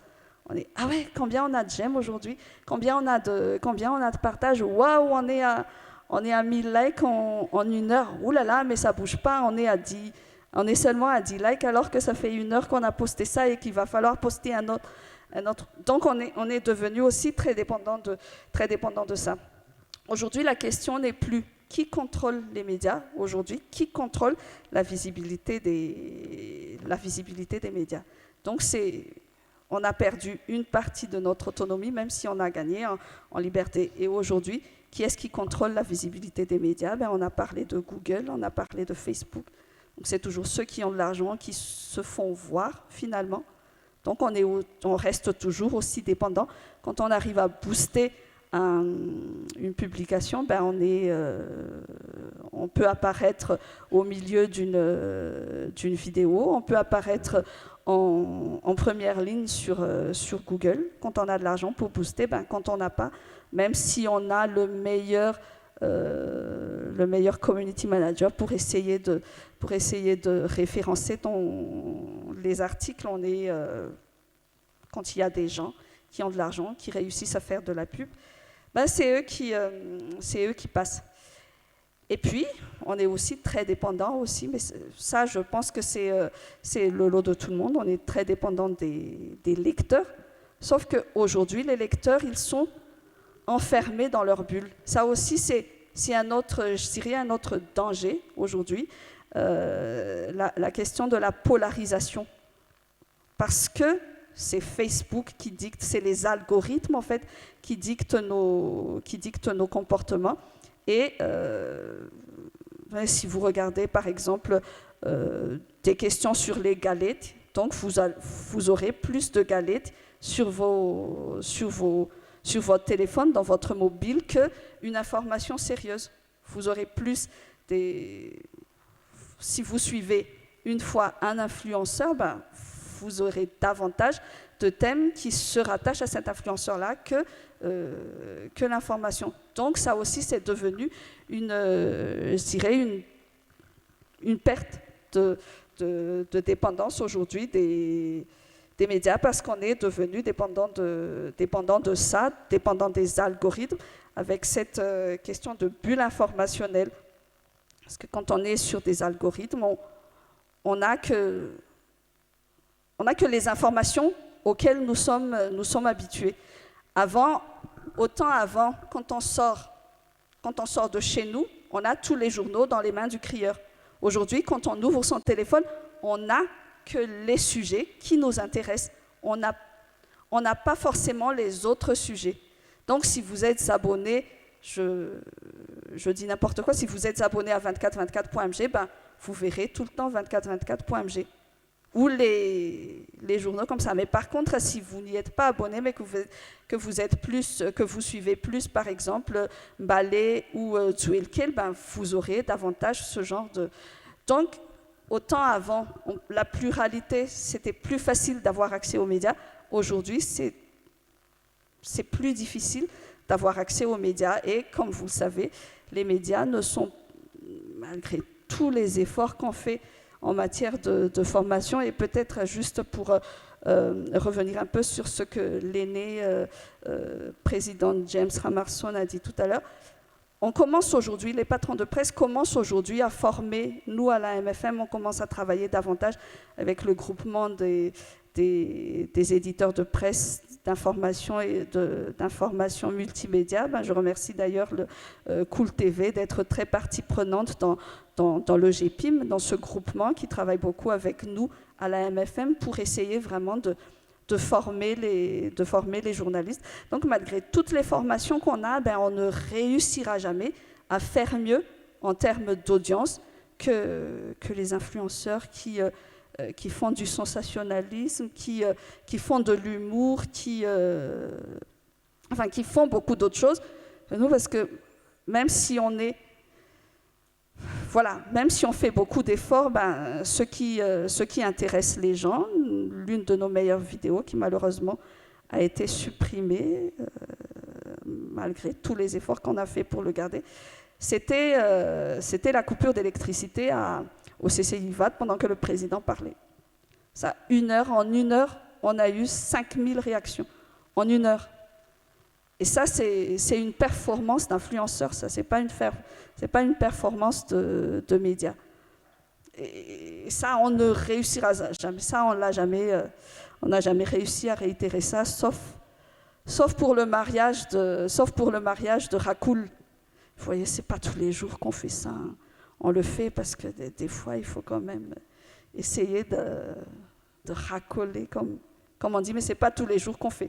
Parce qu'à l'époque, Rakoul, c'était la star, donc on a fait son mariage. On a eu, mais on ne le fait pas toujours. Donc voilà, on est très dépendant de ça.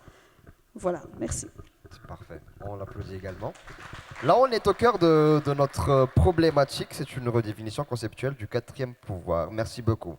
Alors, maintenant, on passe à Madame Johanna Malalassou. Vous êtes coordinatrice gestionnaire de projet au sein du TI qui pilote le réseau MALNA et vous travaillez quotidiennement avec des journalistes d'investigation et vous soutenez beaucoup les clubs FUNCT et vous soutenez beaucoup également la jeunesse. Vous avez représenté Madagascar à la conférence Grace à Nairobi. Alors maintenant également, ma question sera spécifique. Madagascar progresse de 10 places dans le classement RSF 2026. Est-ce que ce progrès se traduit par une plus grande facilité de travail pour les enquêteurs de MALNA sur le terrain? Parce que les enquêteurs sont également victimes de plusieurs pressions.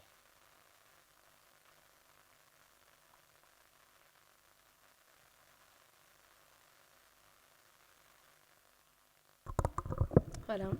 Donc déjà, bonjour à tous. C'est un plaisir d'être ici aujourd'hui au sein de l'UCM pour parler un peu de la liberté de presse, du travail journalistique qu'on fait également à MALN.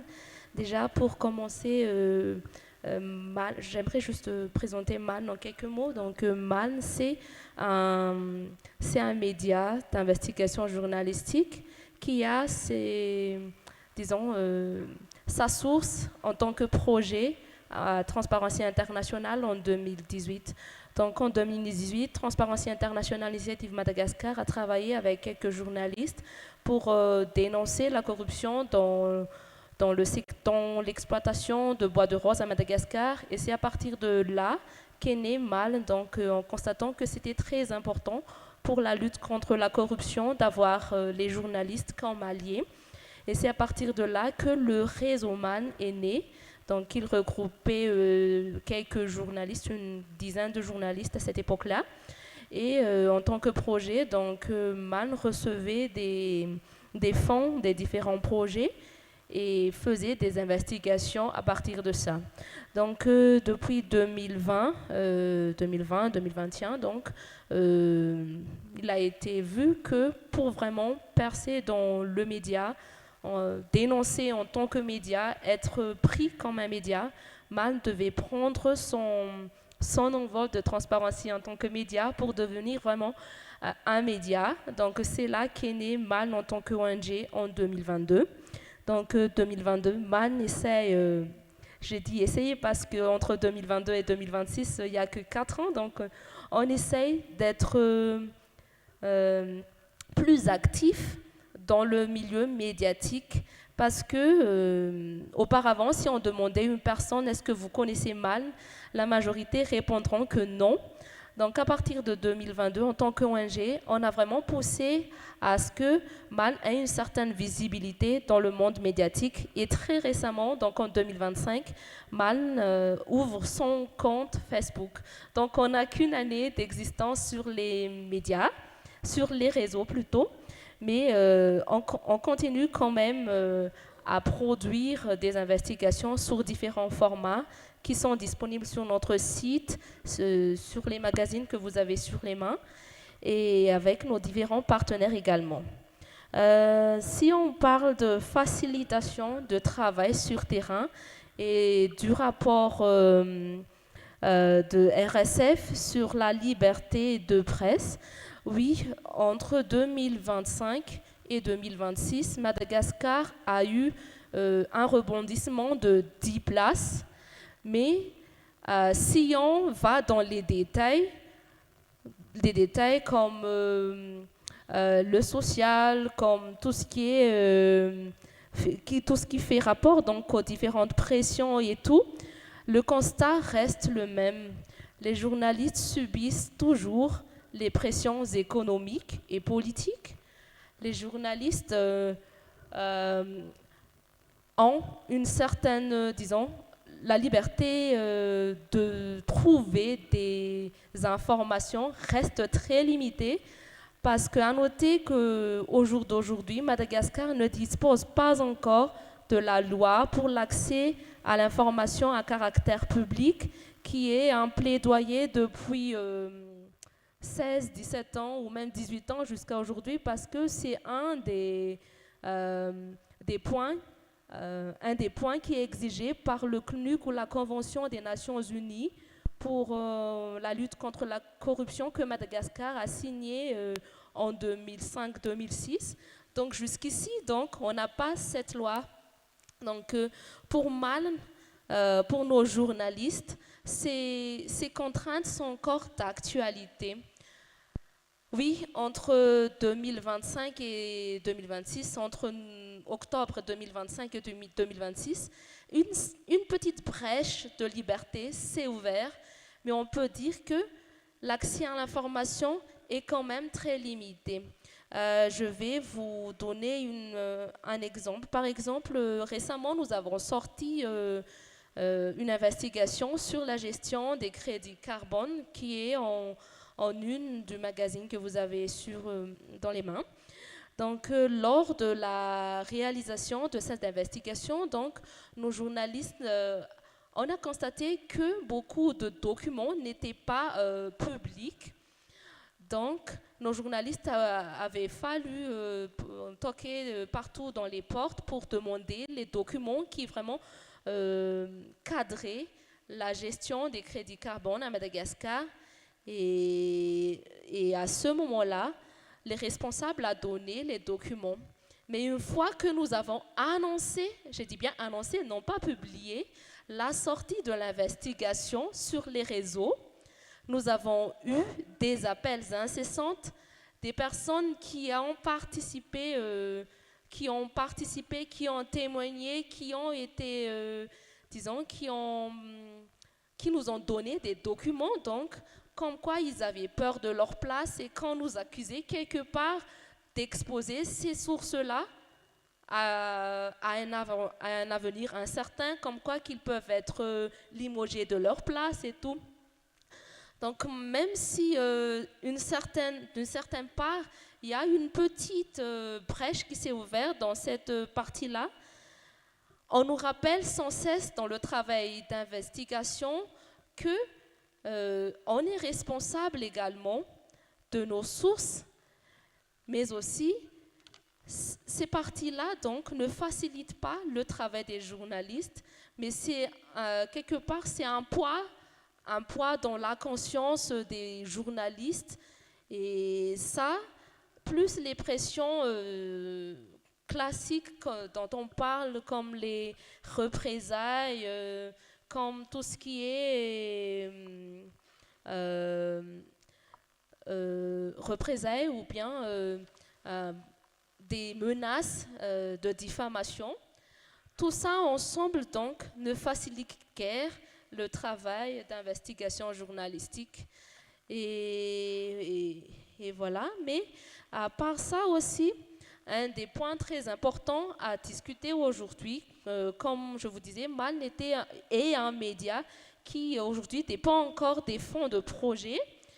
Un des principaux problématiques vraiment, c'est pour MAN aujourd'hui, c'est d'être autonome financièrement comme les autres médias.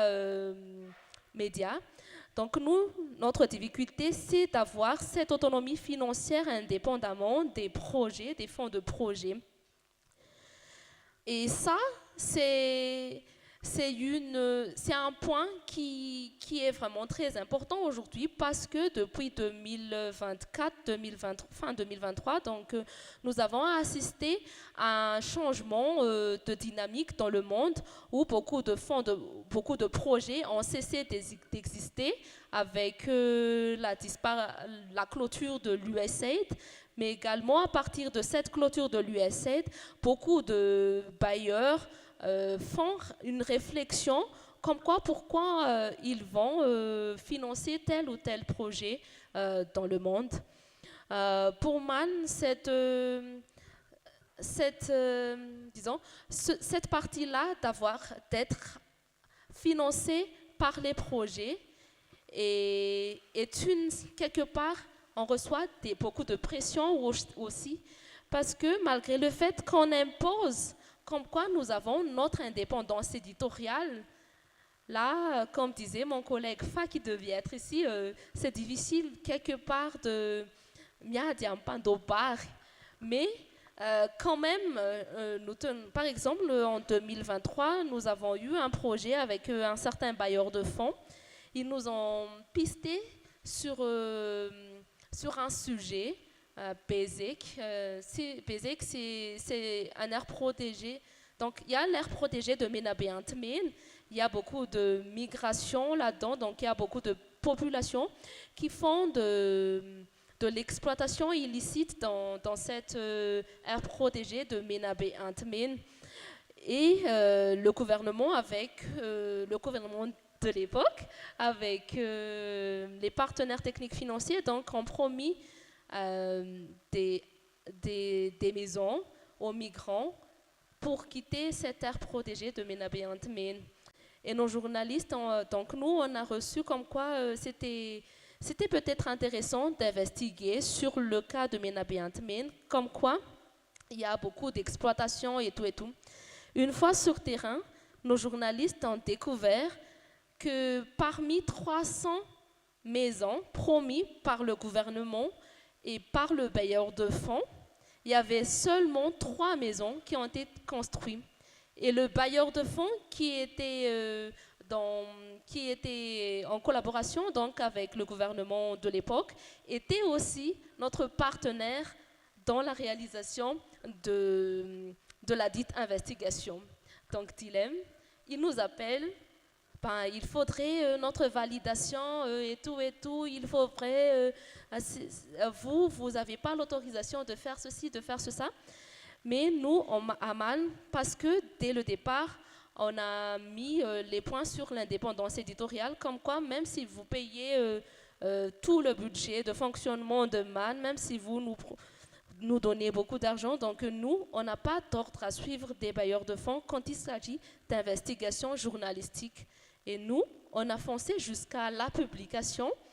On n'a pas donné même un droit de regard à ce partenaire-là, mais ils ont découvert l'article avec tout le monde, ils ont découvert le film avec tout le monde. Et voilà, pour dire que, oui, malgré les points qu'on a gagnés à Madagascar, les problèmes restent les mêmes. Il y a toujours ces problèmes de financement, ces problèmes d'autonomie financière et ces représailles que veulent imposer les détenteurs de pouvoir ou les détenteurs les bailleurs aussi sur le journalisme. Donc le défi, c'est vraiment de garder toujours cette indépendance éditoriale. Merci. Merci. Merci beaucoup. La question était brillamment répondue. D'accord. Juste, j'aimerais rebondir un petit peu. Dans votre deuxième partie de développement, vous avez surtout émis... une question que vous pouvez répondre par oui ou non. Est-ce que, on va dire, ce problème d'autonomie financière compromet beaucoup sur votre indépendance éditoriale, oui ou non?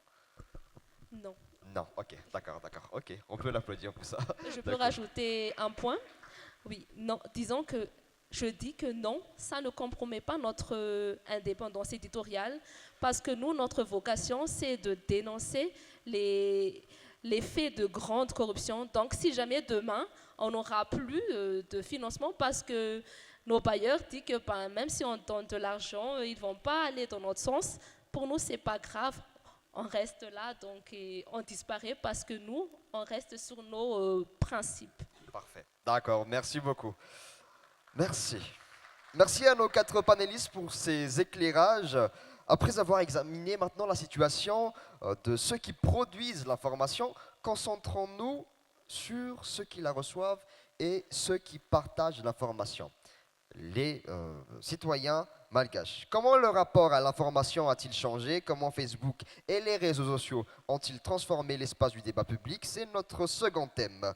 De la Gazette à Facebook, comment la digitalisation transforme l'espace de débat et d'expression citoyenne à Madagascar. Alors pour ce deuxième thème, j'aimerais que vous soyez très très bref s'il vous plaît. Donc à peu près 2 minutes par personne parce que nous allons passer à la pause. Ma question est simple. Alors, en commençant bien sûr avec Madame Razaf Mamounzi, les réseaux sociaux renforcent-ils la participation citoyenne ou fragilisent-ils la qualité du débat public? C'est ça l'enjeu. Je dirais les deux. Mais je ne sais pas si j'ai raison ou non. Parce que c'est un avis personnel. J'ai comme l'impression que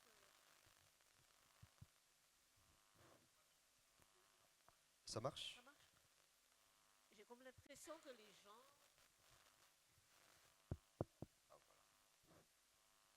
s'intéressent quand même aux nouvelles, aux informations par l'intermédiaire. Ça marche? Je pense que ça marche, mais c'est le volume qui est bas, non? D'accord. Par l'intermédiaire des réseaux sociaux. Mais dans un sens aussi, c'est le métier de journaliste, c'est le journalisme dans son vrai sens qui perd de la valeur quand même, parce que là maintenant tout le monde est journaliste, tout le monde donne des infos.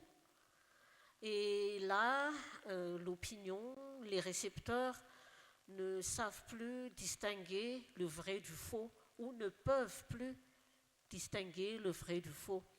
C'est pour cela que je dis que ça renforce comme ça affaiblit. Et c'est là, c'est quand même un problème quand même. Hein. C'est quand même un problème, mais malgré cela, la Croix, malgré ses 100 ans, va plutôt évoluer dans le sens du numérique. Nous étions un hebdomadaire il y a seulement 2 mois. Là maintenant, nous sommes un mensuel depuis le mois de mai. Ça, c'est à cause, il y a beaucoup de causes, mais on voudrait aussi marquer ce centenaire par une sorte de renaissance. Et on devait et on doit suivre l'évolution des médias. Et c'est pour ça qu'on a créé la Croix Média, qui comportera toujours la Croix de Madagascar, le papier, le mensuel, mais il y aura aussi dans le numérique un web radio, web télé, des podcasts. On gardera notre page Facebook qui existe déjà et on va faire renaître notre site internet La Croix. Donc on est en quelque sorte obligé, de suivre cette évolution, mais on est conscient de tous les enjeux et les défis qu'on doit affronter. Parfait. Vivement 2027, vivement le centenaire. Merci beaucoup, madame. Maintenant, monsieur James Ramarsona, même question, très brièvement, s'il vous plaît. Les réseaux sociaux renforcent-ils la participation citoyenne ou fragilisent-ils la qualité du débat public? C'est la deuxième notion. C'est très grave quand on entend le ministre Gascar qui pense à réguler les réseaux sociaux et en se référant qu'au dessus de la refondation, il faut se mettre en question. Qu'on le veuille ou non, l'évolution rapide des médias numériques a changé beaucoup de choses. Et l'impact de Facebook et les réseaux sociaux, c'est très puissant, qui va jusqu'à la désinformation, surtout en la période post-électorale. Et là, donc, je trouve qu'il faut se cantonner toujours sur la formation. Il faut former sérieusement des journalistes pour qu'ils ne soient pas mis donc, sur les faits accomplis pour maîtriser les réseaux numériques. Puisqu'il faut dire les choses telles quelles. André Duel a gouverné le pays par Facebook, c'est ça. Ce qui s'est passé avec le TVM, c'est ça.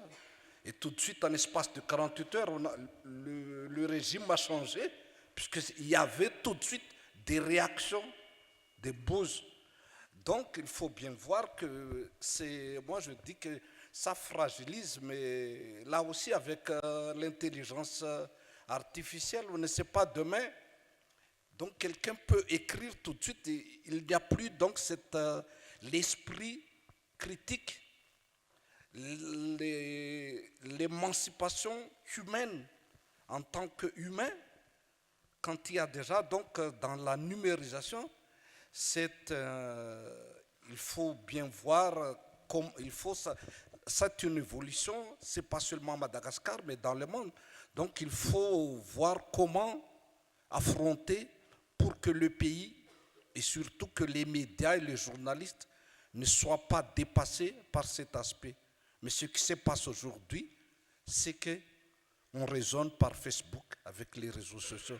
Ce qui est grave, si le régime gère le pays par réseaux sociaux, c'est plus un bon régime. Ça ne va pas pour le bien de la société. Merci pour cette réflexion. Juste, monsieur James, vous pouvez répondre par oui ou non. Est-ce que vous pensez que les réseaux sociaux tuent l'éthique du journalisme? Oui ou non? Non. D'accord, merci beaucoup. Non, puisque là, donc, il faut revoir un bon journaliste. Un bon journaliste, c'est-à-dire quelqu'un qui est bien informé, qui a la culture générale, qui a un esprit critique, ne sera pas être influencé par les réseaux sociaux. Merci. Ok. Madame Louvarabar, même question. Est-ce que vous pensez que les réseaux sociaux renforcent la participation citoyenne ou fragilisent la qualité du débat public? Les deux à la fois.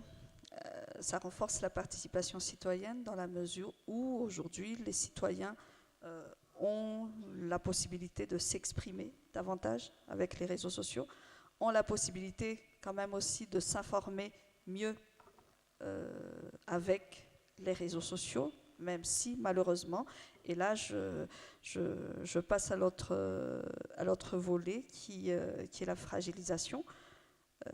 Ils s'informent plus, mais ils s'informent mal, de plus en plus mal aujourd'hui, parce que quand on est sur les réseaux sociaux, la pratique c'est vraiment le court, le très vite et la rapidité, tout ce qui est court. En école de journalisme et dans les desks, on nous apprend la concision. Aujourd'hui, les réseaux sociaux nous obligent à être concis. On nous dit que faudrait que faudrait que je fasse des formations en community management, mais on nous dit que plus on met des mots et des lettres sur les visuels, moins les gens sont attirés par ça. Donc vous voyez, c'est autant de points qui font que cela fragilise, parce que on n'aura jamais les contextes dans une phrase très courte sur une visuelle, alors que la compréhension d'une chose, c'est dans les contextes. Et quand on ne comprend pas, quand on se contente aujourd'hui de dire que voilà, le budget de l'éducation a diminué, ben oui, le budget de l'éducation a diminué, mais quand on ne cherche pas à comprendre ce qu'il y a derrière, et le pire avec les réseaux sociaux, c'est que même si vous êtes... là, je suis en train de travailler sur ce dossier, et je vois plein de choses, ça prend du temps pour travailler sur ça, et même quand je vais écrire cet article-là sur lequel j'ai passé une semaine, je suis sûre que très peu de gens vont le lire et vont le comprendre. Eux, ils vont rester à baisse du budget de l'éducation, et c'est tout ce qu'ils vont retenir. Et ça, c'est grave. Et ça, les algorithmes, la polarisation avec les viralités, les questions de viralité, où c'est les trucs qui font le buzz qui attire davantage les gens, ça va complètement faire disparaître des explications, les réponses au pourquoi et au comment. Les gens, ils se contentent de qui fait quoi. Ils en oublient même de vérifier où est-ce que ça s'est passé. Ils en oublient même de voir quand est-ce que ça va se passer. Le président James Ramarson a parlé tout à l'heure de la désinformation, mais il n'y a pas que la désinformation, il y a aussi la malinformation, comme on dit, ou les informations, la mésinformation, les informations malveillantes. La mésinformation, c'est que les gens, ils vont juste se contenter de partager des petits trucs et ne vont jamais aller chercher les contextes. Ils ne vont pas chercher le pourquoi, ils ne vont pas chercher le comment. Et ça, c'est très dangereux. On a la désinformation, mais on a aussi la fragmentation de la vérité. Les gens, ils sont enfermés dans leur bulle. Qu'est-ce qui les intéresse? Et ils n'ont les informations que sur ça. Et ça altère, ce qui est grave avec les réseaux sociaux, c'est que ça altère parfois le débat public. Et c'est bien que depuis l'année dernière, les autorités, ça a fait augmenter le prix d'Internet, mais c'était à ce prix. Parce que quand on a mis en place Facebook et les ACAM, les gens, ils se contentaient de Facebook. Ils ne cliquaient même pas sur voir plus. Ils ne cliquaient pas sur les vidéos, ils ne cliquaient pas sur voir plus, ils se contentaient de voir les petits titres. Aujourd'hui, on a du mal quand on fait des liens. Les gens, ils ne vont pas suivre les liens sur les sites Internet. Et ça, ça fragilise parce que c'est dangereux. On n'a plus de bons débats publics. Et juste pour abonder, pour poursuivre sur ce point, le président James a parlé de former des journalistes, évidemment, pour donner plus d'explications, pour aller plus dans le contexte, mais aussi pour s'adapter à la façon dont les gens lisent aujourd'hui, mais surtout aussi éduquer le public aux médias. Et ça, c'est très important. L'éducation aux médias et à l'information, ce n'est pas juste un effet de mode, c'est aujourd'hui une nécessité. Apprendre aux gens à lire au-delà des titres, au-delà des visuels, au-delà des hooks qu'on met, parce que c'est ça qui attire les gens. Dire aux gens, voyez la vidéo jusqu'au bout, dire aux gens de cliquer sur le lien pour aller chercher plus d'informations sur le site et ne pas se contenter juste du visuel ou du commentaire qui a été repris en capture d'écran. Et voilà, merci. Merci beaucoup pour ces nuances, surtout de misinformation, malinformation, désinformation. Alors, Madame Johanna, même question. Est-ce que vous pensez que les réseaux sociaux renforcent la participation citoyenne ou fragilisent la qualité du débat public? Oui. Donc, par rapport à cette question, quelque part, les réseaux sociaux renforcent la participation citoyenne, car aujourd'hui, les jeunes ont cette capacité d'agir sur leur communauté, quelque part.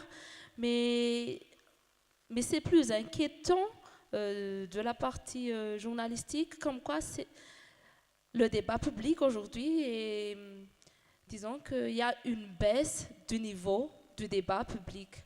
On assiste à un lynchage public au lieu d'une analyse et d'une prise de parole ou d'une écriture, d'un commentaire mesuré et selon la réalité. Par exemple, parce que auparavant, donc, sans les médias, sans les réseaux sociaux, les gens, ils lisaient les journaux, puis ils faisaient des débats dans leur communauté. Aujourd'hui, c'est l'inverse. Tout le monde scrolle sur Facebook et ce sont tous qui sont sur Facebook qui vont être reportés dans les médias papier, quelque part. Mais aussi, le débat dans ces posts virales sont très bas quand même. On parle de la morphologie des gens, de leur façon de parler, peut-être même de leur identité culturelle. Mais on ne va plus au fond des choses. On ne parle plus de développement. On est loin de l'éthique, on est loin de tout ce qui est réflexion aussi. Donc je rejoins Louvre un peu par rapport à tout ce qui est l'importance de l'éducation aux médias et à l'information des citoyens pour que les citoyens sachent comment réagir, comment commenter ou comment intervenir dans un contexte où chaque mot peut nous faire valoir un lynchage public, car même un commentaire peut nous exposer à être viral sur Facebook. Donc aujourd'hui, il est de savoir comment rendre les réseaux sociaux, comment utiliser les réseaux sociaux pour qu'elles puissent diffuser l'information et comment sensibiliser les citoyens à ce que ces informations soient bien traitées et comment lutter vraiment contre tout ce qui est lynchage public ou désinformation. Parce que j'aimerais juste partager une expérience que nous avons eue en 2025. Donc, comme je disais, on est très jeunes en ce qui concerne l'utilisation des réseaux sociaux. On a publié un article sur la corruption dans le système carcéral. Donc, il y avait une investigation qui a été publiée et partagée sur les réseaux sociaux. Donc, la photo choisie par le community manager était l'affichage sur le prison, comme quoi le prison ne fait pas de corruption. Donc, parmi tous nos posts, ce post-là a reçu beaucoup d'interactions, beaucoup de clics, beaucoup de j'aime, mais tous les commentaires là-dessus étaient comme quoi il fallait vérifier, vous disiez n'importe quoi. Donc, les gens ont juste réagi par rapport à la photo, mais ils n'ont pas lu le texte qui était avec la photo. C'est un peu le genre de lectorat qu'on a donc aujourd'hui, et comme disait Louvre, peu se transforme en clic dans les articles complets, dans les analyses complètes, mais réagissent à une phrase, et c'est juste là. Merci. Merci beaucoup. On les applaudit, s'il vous plaît, pour ce développement. Maintenant, nous avons fini notre cadrage, nous avons fini notre première partie. Nous allons passer aux séances de questions-réponses. Juste après, nous allons prendre 10 minutes de pause.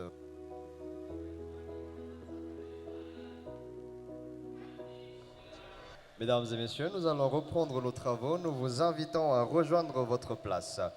Alors, chers panélistes, aujourd'hui, nous poursuivons avec les questions-réponses. Est-ce que le public curieux a des questions? Oh, ok. Ce qu'on va faire, je vais justement procéder comme ceci.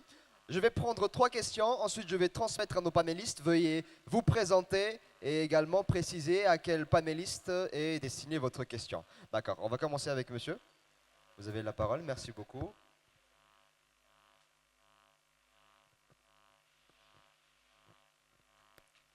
Le micro ne marche pas encore. Ah, ok, ça marche.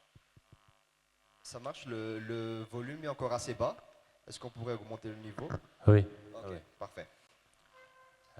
Iadjanirina, journaliste correspondant ny gazetiny diaspora ny ivelany a, fa membre ihany koa ny association ny doctorance ny docteur ny UCM Ambatoroka. Ny fanontaniana zany dia mahakasika ny hoe afaka mamaly izay afaka mamaly a. Misy fomba fiteniny hoe izay lim-baovao liam-pandrosoana. Teo amin'ny teny fampidirana teo nefany a, ireo firenena izay azo lazaina hoe mandroso indrindra économiquement dia anisany aneorina ny liberté d'expression firenena arabo sy aziatika ireto arakaraka ny nanereny ny liberté d'expression no ohatrany mampandroso azy. Misaotra tompoko.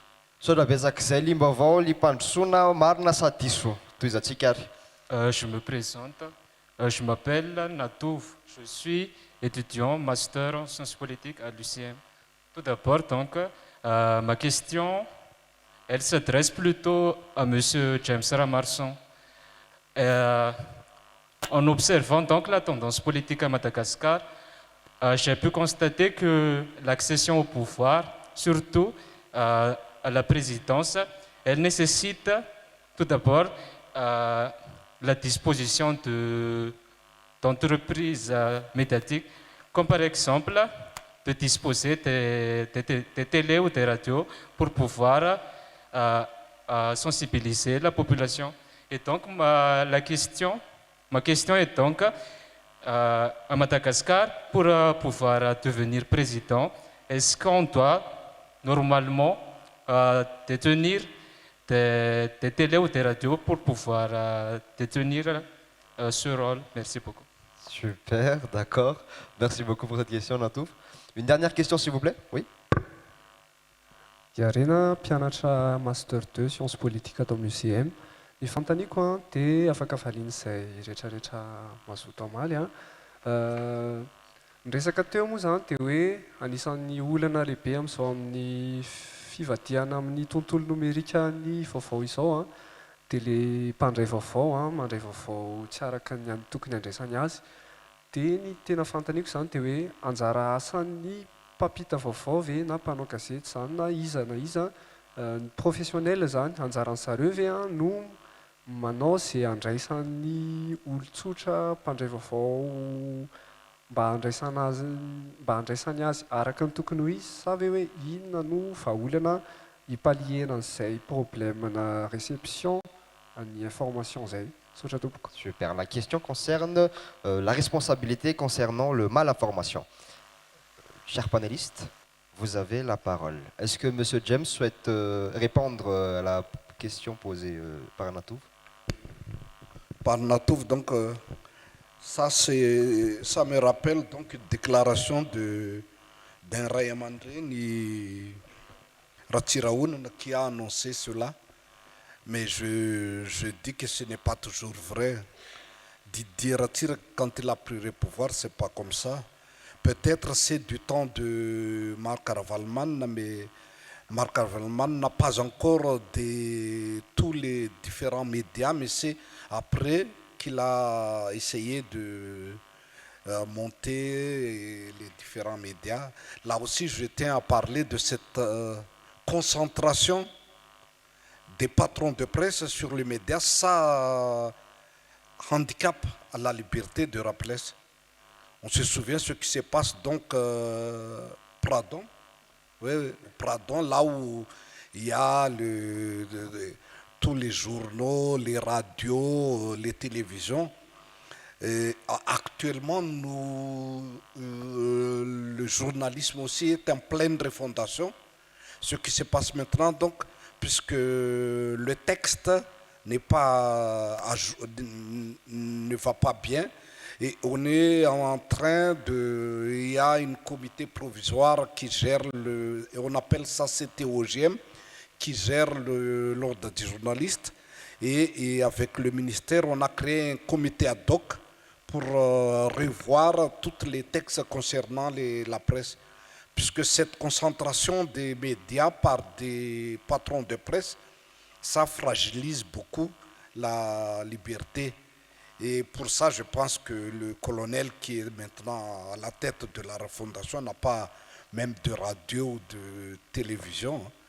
Donc ce n'est pas toujours vrai, mais l'idée lancée par Norbert Lal-Ratinahoun, ça donc quand il fait référence au patron de presse qui a de télévision, radio, presse écrite, et c'est là qu'il avait lancé qu'il faut avoir ces dispositifs médiatiques pour être au pouvoir.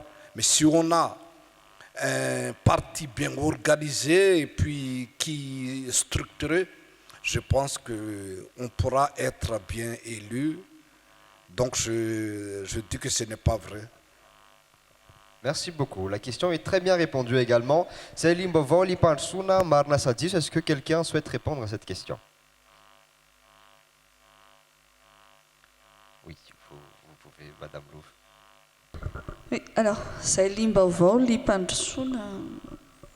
on se développe effectivement quand on est bien informé.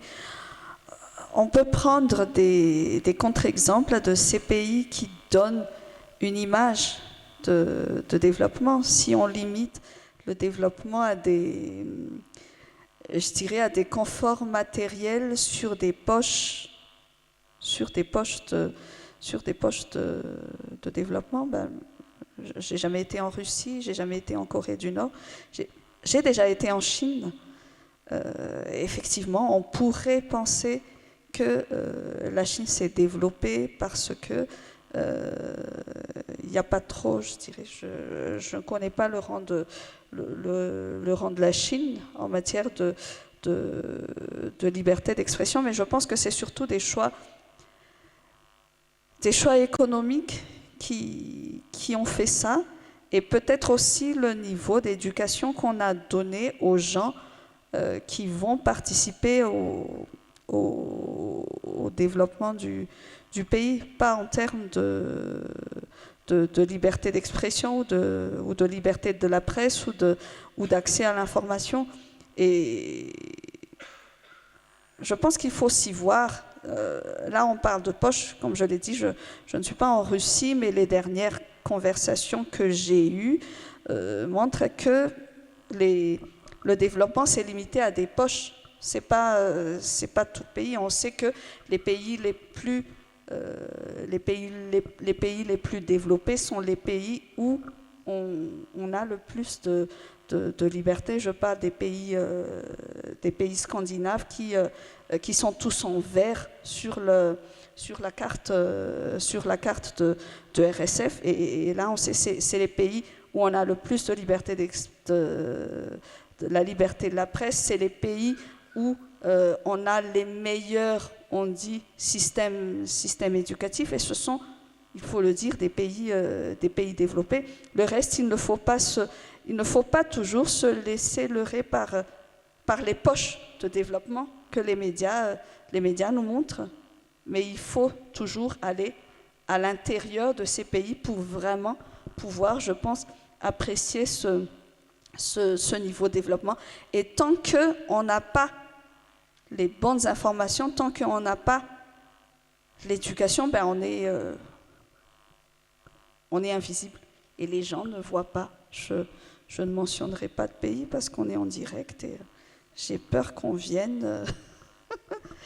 Mais voilà, je pense qu'il faut aller voir au-delà de ces choses merveilleuses que les capitales nous montrent pour vraiment apprécier ça. Et je pense que dans les pays où il n'y a pas de liberté de la presse, où il n'y a pas de liberté d'expression, où il n'y a pas de liberté d'information, essayez de voir ce qui se passe dans les zones rurales. Merci. Parfait. Madame Joanna, vous souhaitez rebondir? Oui. En fait, j'aimerais juste rajouter à ce que Louva disait tout à l'heure. Donc, en fait, ces pays arabes ou asiatiques que l'on qualifie de développés aujourd'hui, la majorité, donc, ils misent sur le tourisme comme moteur de développement de leur pays. Et quand on parle de tourisme, on parle surtout, on ne voit que ce qu'on veut voir, qu'est-ce qu'on nous montre pour voir, pour nous vendre le rêve d'aller d'un pays à un autre. Par exemple, nous étions récemment à Kuala Lumpur en Malaisie l'année dernière. Donc, Kuala Lumpur, c'est c'est une très belle ville, en fait. Tu atterris à l'aéroport et tu es impressionné. Tu vas dans les rues, il n'y a pas un seul nid de poules ou ni un seul trou dans les rues. Tout te dit que la capitale est très développée parce qu'il mise vraiment sur le tourisme. Mais si on va juste à proximité ou dans les zones rurales, la réalité est différente. Mais une chose qui m'a beaucoup frappée, au fait, c'est que on a fait un peu le tour des boutiques et tout ça. Et une chose ce que je fais quand je vais dans un pays ou une ville, c'est de trouver une librairie pour acheter des livres. Mais en faisant le tour des principaux centres commerciaux, on n'a pas trouvé un seul librairie. Même à l'aéroport de Malaisie, on n'a pas trouvé un librairie. Donc là, en faisant un parallèle sur les nouvelles, les informations qui circulaient un peu en Malaisie à cette époque-là, il y avait le mouvement jaune où les autorités interpellaient tout ce qui portait du jaune parce que ça relèverait à une manifestation pacifique pour demander certains droits. Donc, entre ce qu'on nous fait croire et ce que la population vit, il faut bien admettre qu'il y a un certain décalage. Voilà, merci. Super, merci beaucoup. Madame? Oui, je voudrais répondre et permettez-moi de le répondre en malgache puisqu'il a posé la question en malgache. Tiako tenenina angambany dia eo amin'ilay hoe vaovao sy hoe fandrosoana satria ireo angambany ilaina jerena hoe inona tokoa moa ny atao hoe vaovao aliana dia inona koa no antsointsika hoe fandrosoana satria io zany tena hoe samy manana ny fandrosoany ny firenena ny fandraisantsika ny atao hoe firenena ny fandraisantsika ny atao hoe fandrosoana fandraisan'ny tsirairay ny atao hoe fandrosoana ka raha amin'ny hevitro mitombina ilay hoe izay lim-baovao lim-pandrosoana satria misy zavatra zany hijanona eo zany ianao rehefa tsy te hahafantatra ny vaovao rehefa tsy te hahalala ny zava-baovao mitrangy ianao dia hijanona eo fa tsy handroso dia io moa afaka misy miteny hoe tsy mitovy ny fahafantarantsika ny atao hoe confort ohatra ny hoe zao metimety amiko satria tsy hitovy mihitsy izany hoe metimety amin'ny olona ny ambanivohitra sy metimety amin'ny olona aty an-tanàn-dehibe raha misy ny zatra mandeha tomobila mandeha fiara misy ny mandeha tongotra no aingakaingana kokoa aminy misy ny zatra hoe matory amin'ny fandriana éponge milamina be izay ny atao hoe confort manana toeram-pidiovana madio sy mitokana sy ao anaty trano ho an'olona sasany zany mbola tsy hany mihitsy izy izany akory tsy midika hoe izay tsy manana an'izany dia tsy mandrosona izay manana an'izany dia mandrosona hoe tsy maintsy ohatr'izay mifandrosoana satria io koa tsy afaka ho tenenina hoe andika an'izay heverin'ny toerana anankiray na firenena anankiray hoe zao ny fandrosoana tokony andehanana misy fandrosoana tena hita hoe mivilana mihitsy koa any amin'ny fomba toe-tsaina na ny fomba fisainana na ny zavatra atao dia ny fahalianana amin'ny fahalalana ny vaovao nefa ilaina ary izay zavatra izay zany hitako hoe miankina kokoa amin'ny fanabeazana rehefa tsy ampy ilay fanabeazana dia tsy oliana mihitsy amin'inona ilay olona ary ny tena mampalahelo misy toe-tsaina indraindray izay tena hitako hoe miparitaka be dia be any anaty tambajotra any hoe hinananay hanina nga zany abetsaka ny ao ambilaninay nga zany izany zavatra izany zany fitaizanan'ilay olona tsy androso mihitsy satria dia asaina manao sain-kanina zany ilay olona dia manahirana be zany ilay izy ohatran'ilay hoe ty aloha tsy fantatro izay eritreretrareo fa ho ahy zany manahirana ahy ilay miteniteny hoe atao inona ny anarana momba ny valala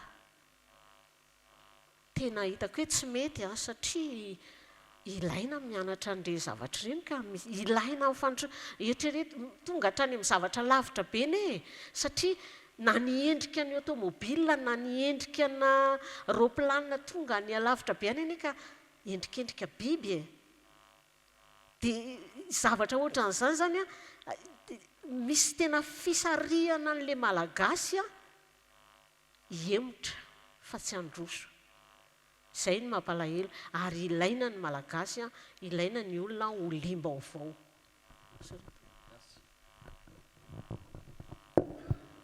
Merci, merci beaucoup. Alors, c'est une réflexion très bien également, oui. On va passer le micro au président Az. Oui, oui. Ah, il reste une dernière question qu'on doit encore répondre. Mais juste avant de poursuivre, nous vous informons que là-bas, il y a un minuteur et qui vous cadrera dans les prises de parole. Nous avons 3 minutes pour répondre à chaque question. Alors, là maintenant, c'est la responsabilité concernant le mal information. Qui souhaite répondre en première ou en premier?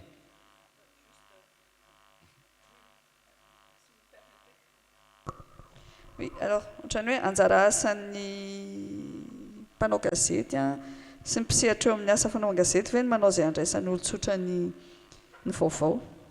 Asany voalohany izay, satria rehefa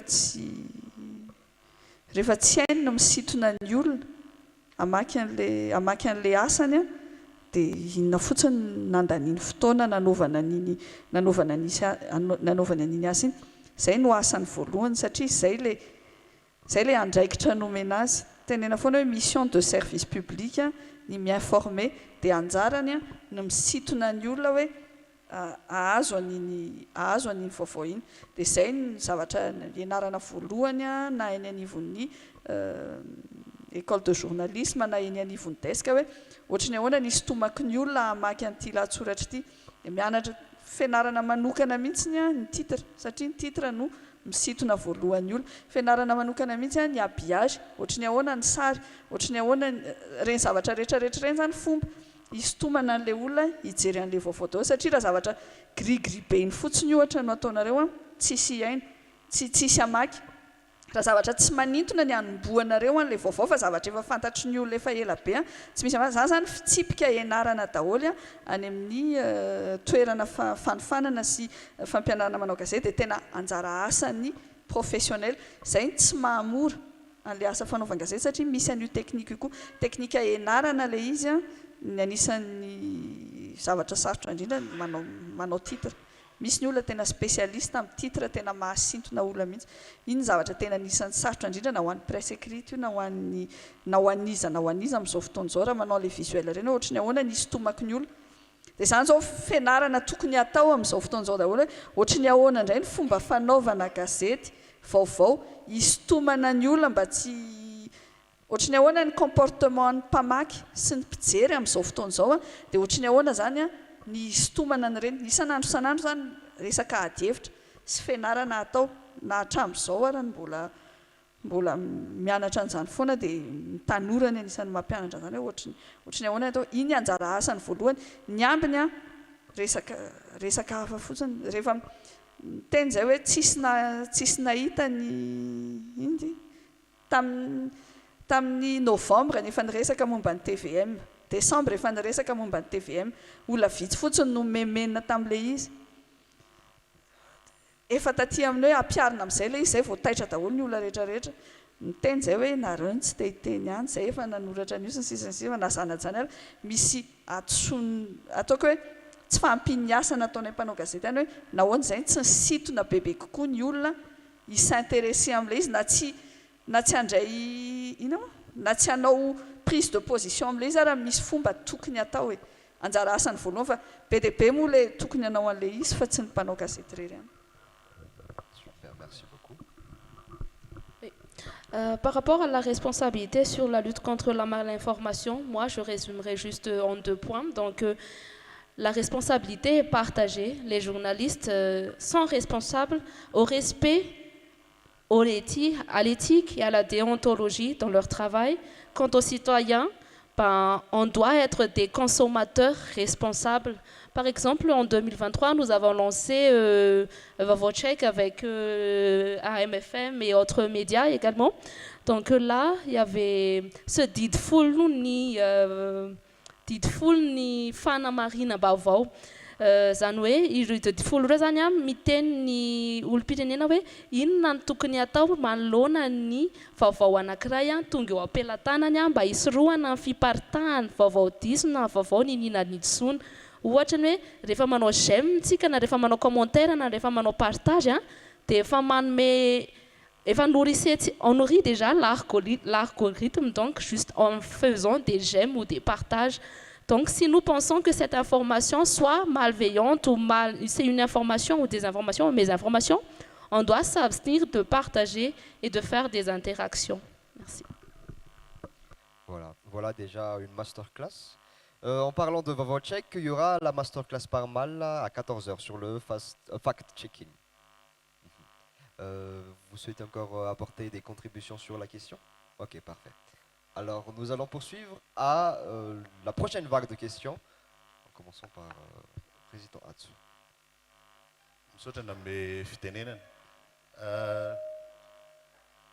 Na metraka fanontaniana sady mitonony madame ny Lova Rabary sy monsieur James Ramarson moa dia azo andrenena velo mpanao politika dia accessoirement manana télé sy radio zay ngamba nitondrako anazy afananiko mihitsy le hoe accessoirement satria tsy niofana tamin'io ary tsy haiko fa kosa nieritreritra hoe ohatran'ny olona rehetrarehetra hoe ilaina ilay izy dia izay zany mpandraraha aloha anatin'ilay izy dia voalaza teo ny olana satria zany station na télé sy radio zany mandany vola dia ho an'ny mpampiasa vola ao anatiny zany dia mila vola miverina izy aloha voalohany indrindra dia tsy voaresaka matetika c'est un modèle économique mila tsaraina ilay izy mahatonga an'ilay olana voalaza teo. Marina daholo le voateny hoe tsy ampy ny karaha mampanao gazety, tena marina zany. Kinao nefa ny ao anatin'ilay orinasa, rehefa tsisy vola miditra, dinina moa zany nataonao eo, fa tsy vola miditra ny nanakaramanana azy. Dia io ny fanontaniana tiako apetraka hoe ho aminareo satria mpanao gazety daholo nareo satria nisy an'iny autorité nationale de la régulation de la communication médiatisée. Tsisy miresaka intsony le izy zao. Nefa mba mety amin'ny eritreretinareo ve aloha azo heverina ve mba mametraka an'iny mba hisiny zay hoe ananana modèle économique viable zay amina station amina organe de presse amin'ny ankapobeny.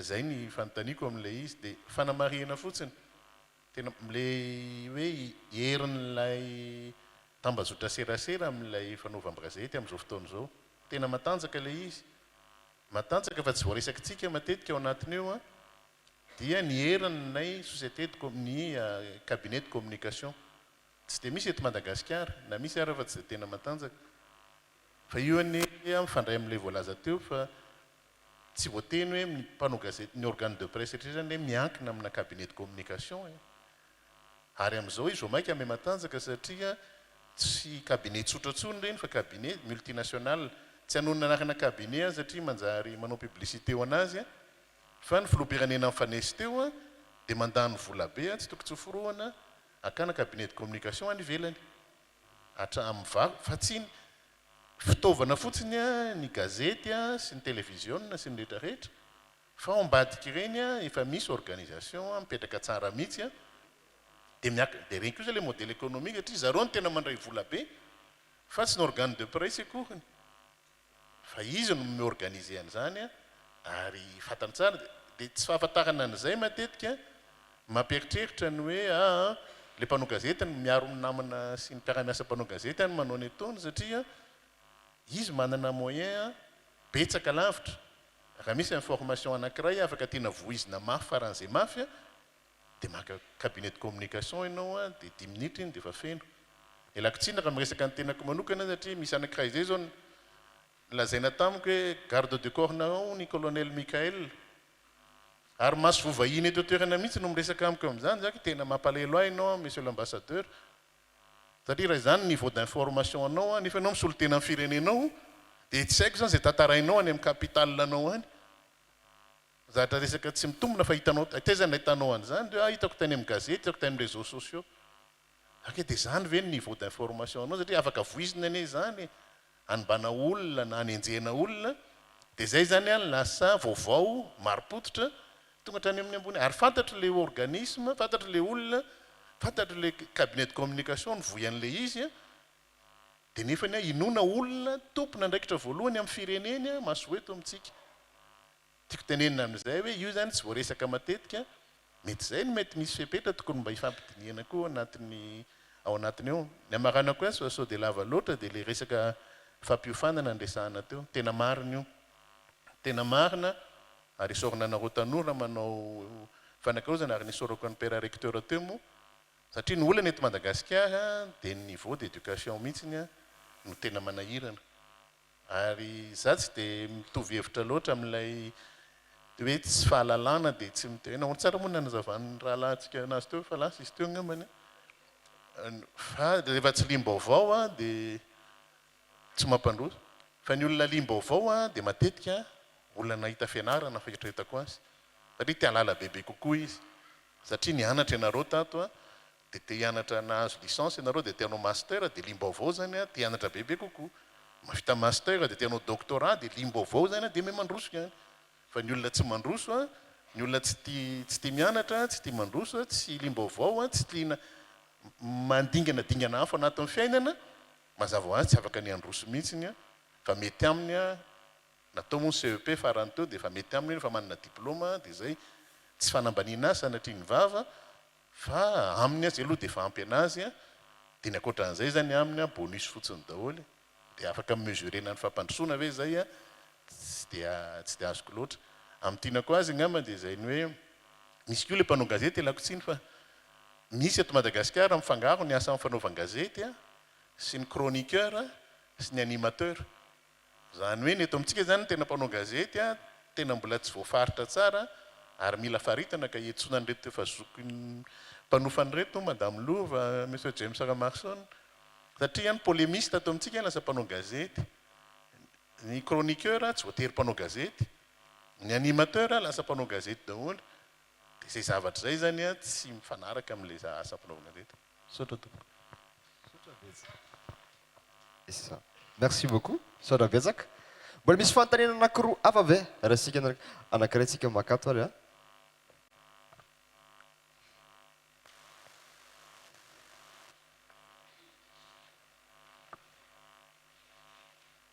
Mandeha ve micro atsika.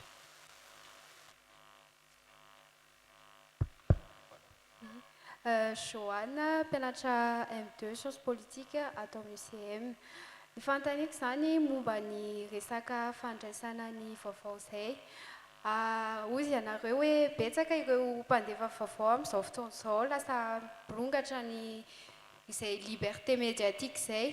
Ahoana ny fanontaniako zany dia momba hoe ahoana ny sotomana an'ireo olona hanana an'izay analyse critique ny fandraisana vaovao izay. Dia izay afaka mamaly. Merci.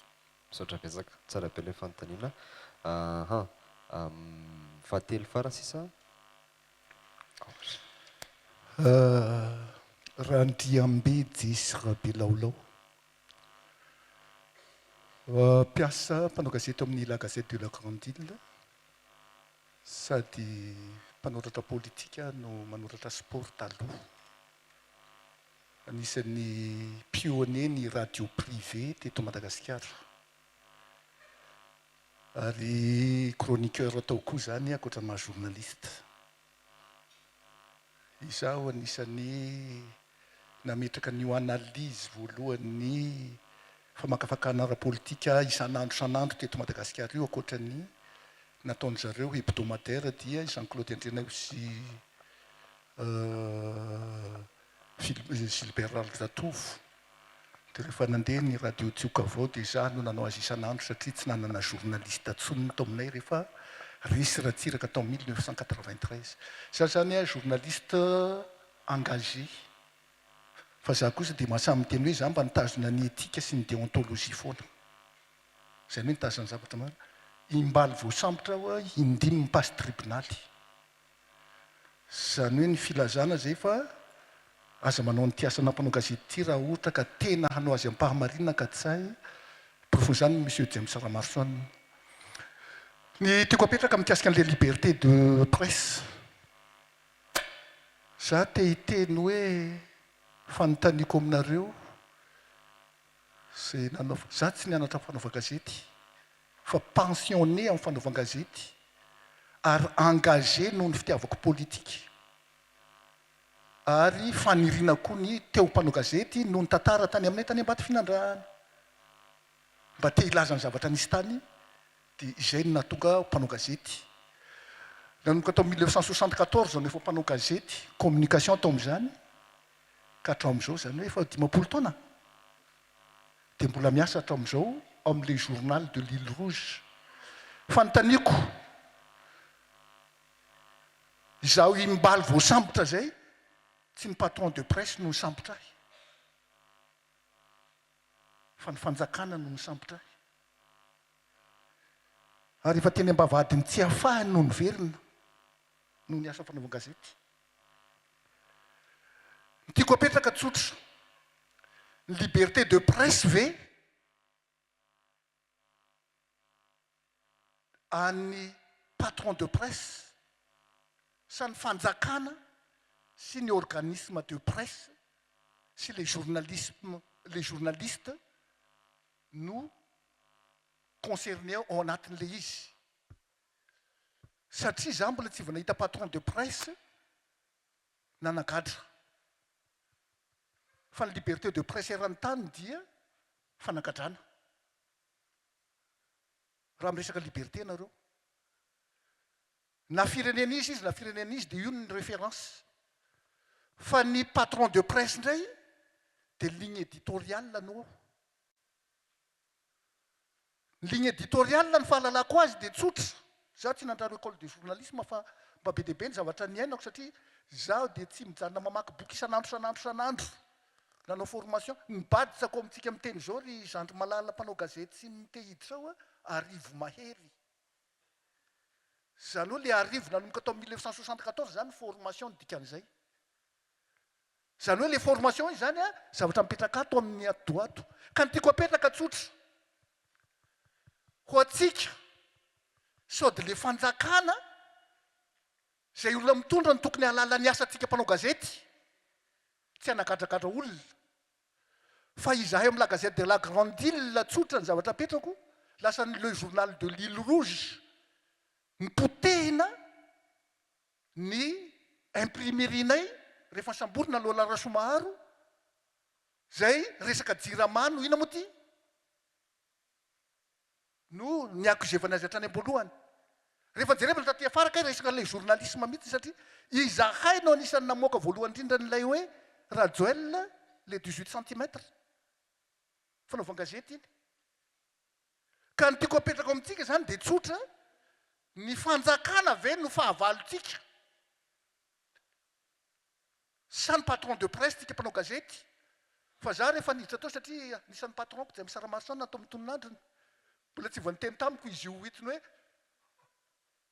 ianao raha belalao voasazy fa ny fampitsivona nomeny ahy fotsiny be mbola tadidiko ligne atsika izao sady zany monsieur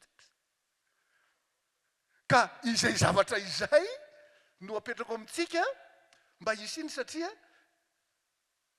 apetrako ndray mandeha niditra tato aho raha hiditra any amin'ny Kolo TV zany zao dia tsy maintsy manaraka ny déontologie eo raha andeha atao amin'ny ino moa tia zatona ny radio ino moa ty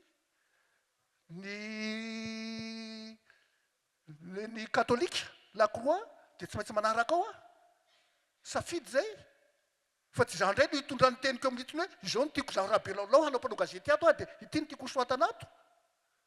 La liberté de presse dépend de la liberté de son patron. Ka miala tsiny miala fondro fa mba tiako hazavana anareo zay iry aloha tompoko hoe manao nation mikasika an'izay misaotra indrindra tompoko. Merci beaucoup misaotra betsaka zay zany ny fanontaniantsika nandalo tary amin'ny modèle économique nuance an'le métier dia fanontaniana voarenareo faran'izay dia ny fanontaniana ny Joanna iza no anomboka ny contribution. Le fanontaniana farany angamba no valiko tsotra fo kely fotsiny hoe ny fanjakana ve no fahavalontsika mpanao gazety fahavalo tsy fantatro fa zay moa zany ny antony hipetrahan'le hoe hery fahaefatra Zay fahazahoako azy a, dia tsika no tsikerany zavatra ataon'ny mpitondra hery fahaefatra ankoatran'le hery anankitelo, le pouvoir anankitelo zany, judiciaire, exécutif sy législatif. Dia io moa zany teraka tany amin'ny fandehanan'ny tantaran'ny gazety a, hoe ity no mizana ifandanja amin'izay hevitra miseho sy izay fomba fitantanan'ny mpanao politika, ny fomba fitantanan'izay eo amin'ny fitondrana. Dia izay zany mahatonga izy raha ho raisina hoe fahavalo moa zany dia fahavalo, fa tokony tsy hoe fahavalo nefa, satria raha ho raisina amin'ny lafiny miabo le izy dia tokony hoe fanampianan'le olona mpitondra nge hoe nareo aza manaonao foana, izao angeny tsy mety ataonareo e, iny zany tsy zakany a, dia gadrainy. Zay tompoko.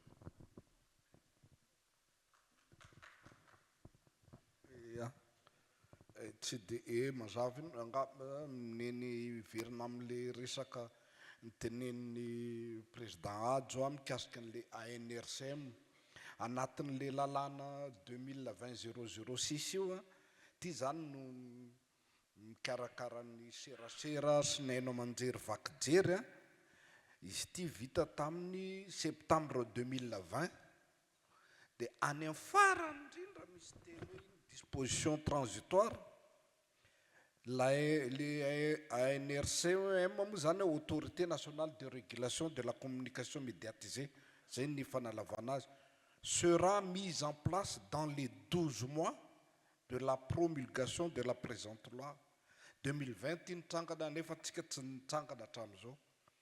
Io ANRCM io nefa no autorité anankiray zany a, tena ilaina tsy isian'ny fitsabahan'ny fanjakana intsony, indrindra amin'ny fanomezana licence sy fahafana mamoaka télévision na radio.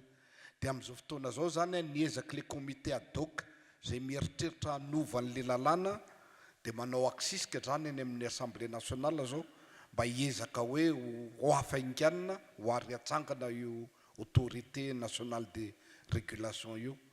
Io zany zavatra tena important be. Iverina kely am'le resaka ety amin'ny UCM atsika mahatsiaro an'ny Rémy Ralbert io tao amin'ny Lacroix tamin'ny andron'ny amiral Dédé Ratsiraka. Tamin'izany mantsy dia nisy ny atao hoe sivana. Le sivana dia zao hoentina any amin'ny ministeran'ny atitany ny lahatsoratra ho avoaka. Fa noho ny fahaizany zany sy ny ananan'le culture sy ny mila fetsifetsy ny hoe anina dia Lacroix nahavoaka foana ny zavatra tsy nety tao anatin'izay atao hoe misy chronique hoe lambolay be ditra chauffeur. Dio zany karazana sary teny nefa ao no amoahany an'izay zavatra tsy mety sy zavatra hita hoe tokony ho hatsaraina ao anatin'ny fiarahamonina. Dia dikan'izay zany a, misy fomba maro rehefa mahay an'le asa ianao, mahafehy an'le tontolon'ny asa no ahafahanao mampita amin'ny olona mpamaky sy ny mpiaino ary mpijery anao hoe zao ny zavatra mitranga.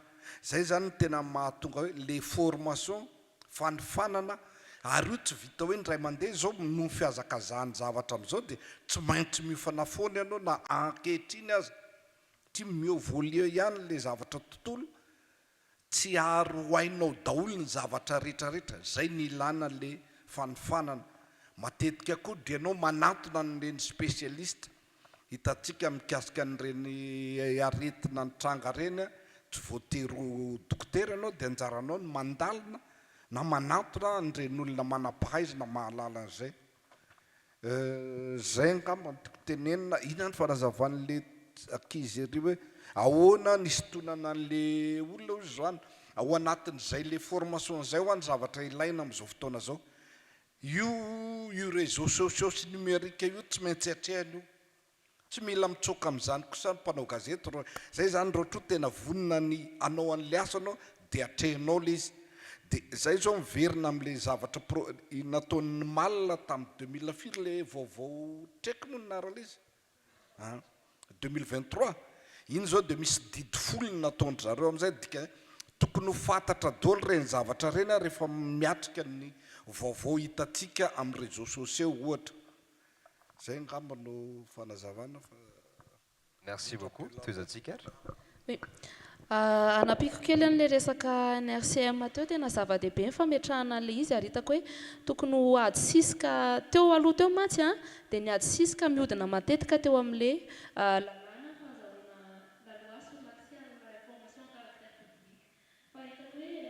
anankiray lehibe ihany koa ny fametrahana an'ilay NRCM mba ahafahana mandrindra ny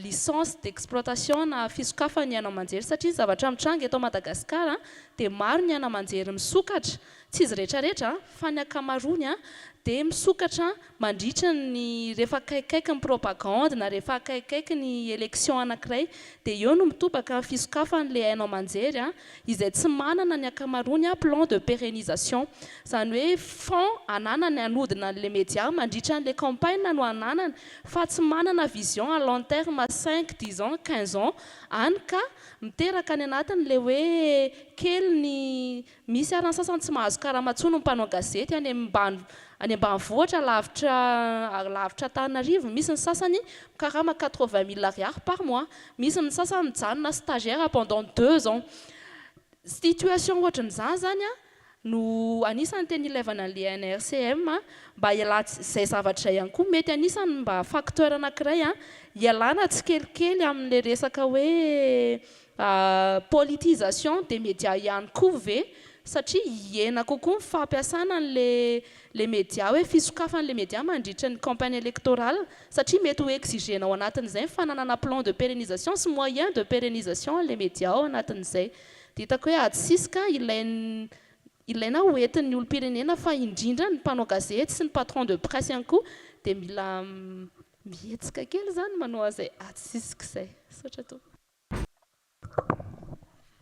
Oui, miresaka an'ilay ady sisika NRCM raha resakitsika ny autorité de régulation tsy NRCM fotsiny moa ny anarany fa efatra amin'ny 90-92 izy le haute autorité de l'audiovisuel raha tsy diso i président James efa enina amby 30 taona no voafaritra tany anatin'ny lalàna hoe tokony hitsangana ny autorité de régulation ny resaka audiovisuel tamin'ny voalohany dia taty aoriana ilay izy nitarina tamin'ilay hoe communication médiatisée satria nitarina kely koa le asany efa enina amby 30 taona mbola antitra noho ny LAICP natoriany tany anaty tiroara tany ny resaka ny comité ad hoc président James atao efa misy proposition indray ihany io moa isaky ny miova ny ministra dia manova an'ilay lalàna dia mitady fomba hoe ohatry ny ahoana ny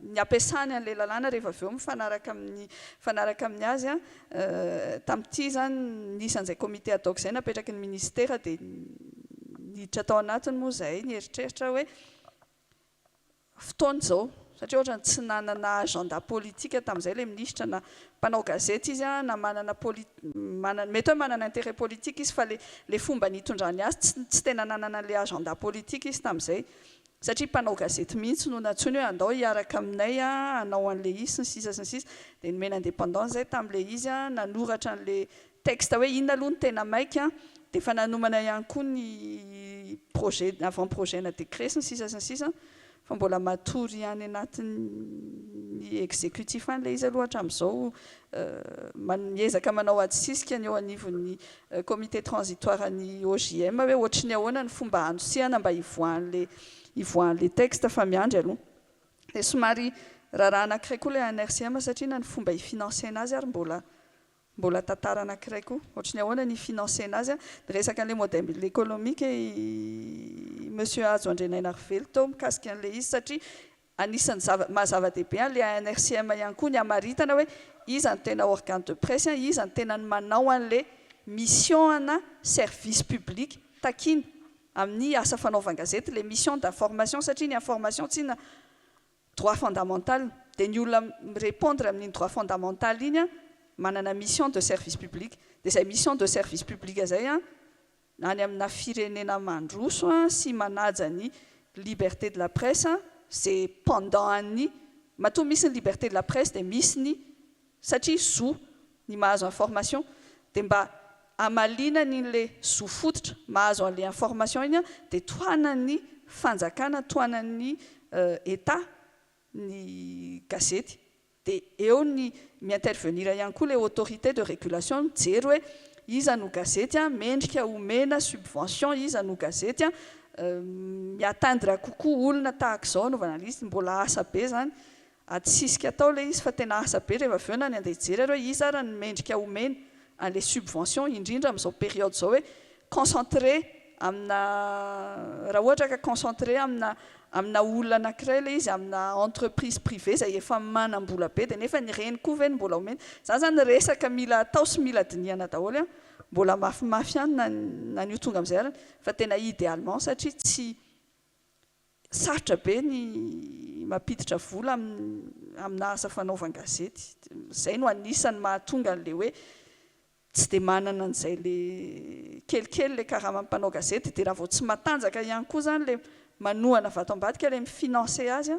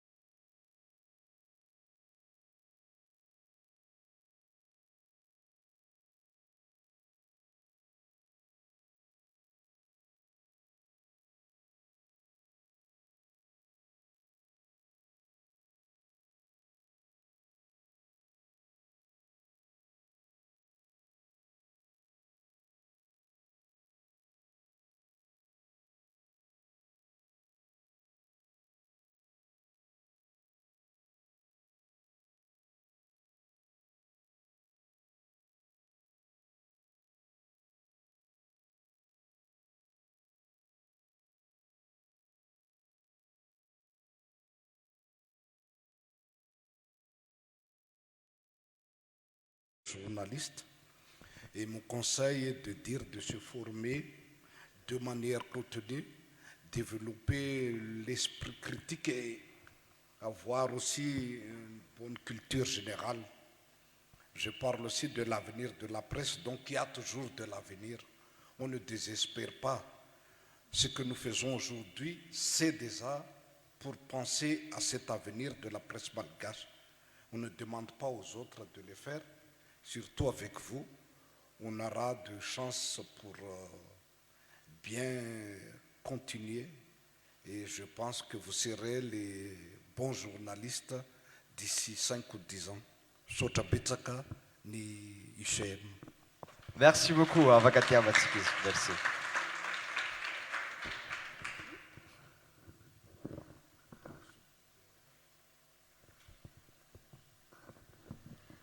Oui, alors, peut-être pour terminer, on a évoqué tout à l'heure le fait qu'aujourd'hui, tout le monde peut produire de l'information. Et donc, la question aujourd'hui, c'est aussi, si tout le monde peut produire de l'information, qu'est-ce qui va différencier le journaliste du producteur de contenu, du créateur de contenu, de l'influenceur? Ben, c'est tout simple, ce sont les règles, comme l'a dit mon collègue tout à l'heure, ce sont les règles qui régissent la profession. Il y a le volet éthique, il y a le côté vérification, il y a le côté la responsabilité éditoriale, les méthodes de vérification. C'est ça qui va permettre aux journalistes aussi de rester aux médias, enfin au journalisme, de rester le contre-pouvoir. Et on continuera à avoir besoin des journalistes, malgré toute la profusion de personnes qui vont produire du contenu. C'est ça qui va faire la différence. Et j'espère que parmi vous, les étudiants en sciences politiques, quelques-uns embrasseront cette carrière. Comme moi, j'ai rêvé quand j'étais jeune, quand je regardais les CV des journalistes, je voyais des historiens, je voyais des gens qui ont fait Sciences Po. Donc j'ai dit, ben, moi aussi, je vais faire Sciences Po et Histoire pour devenir journaliste. Et j'espère que parmi vous, si vous avez rêvé tout jeune de devenir journaliste, venez, hein. On a besoin de nous malgré tout. Merci beaucoup, madame. À bon entendeur. Moi, je remercie aussi l'UCM et le département de sciences politiques pour cette initiative. C'est vrai ce que a dit le président James. C'est malheureux, enfin, c'est heureux ou malheureux que ce soit l'UCM qui ait pensé à célébrer de cette façon le 160e anniversaire de la presse malgache, mais c'est aussi un espoir d'avoir une école, une université comme l'UCM qui pense à ces choses-là et qui donne de l'importance à la presse, parce que la presse, on en a besoin et on ne pourra pas avancer sans avoir une structure qui contrebalance ce qui se fait dans le monde politique, dans les décisions pour la nation et tout. Et nous, journalistes, vous, futurs politiciens, futurs acteurs de la politique, que vous embrassiez le métier de journaliste ou non, dans votre domaine, vous avez beaucoup à faire pour que le pays change vraiment dans le bon sens. Merci. Merci beaucoup. On termine par Madame Johanna. Donc moi je finirai comme quoi le numérique a profondément changé déjà le journalisme et l'opinion publique et l'espace de liberté d'expression à Madagascar. On fait face à tout ce changement, mais on risque également de désinformation qui peuvent déstabiliser le pays, qui peuvent déstabiliser donc, l'état de droit également. Donc l'enjeu pour Madagascar aujourd'hui, c'est de vraiment construire un écosystème numérique où liberté, responsabilité, qualité de l'information avancent ensemble. Merci. Merci beaucoup. Alors nous arrivons au terme de cet échange. Mesdames et messieurs, avant de conclure, permettez-moi donc de retenir 4 enseignements majeurs de cette matinée. Premier enseignement, la liberté de la presse reste un enjeu fondamental à Madagascar. Les pressions existent, mais des journalistes courageux continuent leur travail malgré tout. On peut les applaudir sur ça. Bravo. Deuxième enseignement, la révolution numérique a profondément transformé l'écosystème médiatique malgache. Facebook est devenu acteur majeur, à la fois outil d'émancipation citoyenne, comme on l'a dit, et vecteur de désinformation. Donc, cela appelle à la vigilance. Troisième enseignement, journalistes, médias et citoyens partagent une responsabilité commune dans la construction d'un débat public de qualité. L'information fiable est un bien public, elle se mérite et elle se protège. Enfin, l'éducation aux médias, qui est le défi majeur de notre génération. Il faut former les jeunes, former les citoyens à analyser, questionner et vérifier l'information, parce que ça, c'est aussi investir dans notre démocratie. À nos 4 panélistes, Monsieur Ramarsona, Madame Razaf Mamoundi, Madame Louvarabari, Madame Johanna Malalassou, merci pour la qualité, la profondeur et la sincérité de vos interventions. Vous nous avez rappelé pourquoi le journalisme est essentiel. Merci, c'était un honneur pour moi d'avoir modéré cet échange. Je repasse à présent la parole au maître de cérémonie officiel.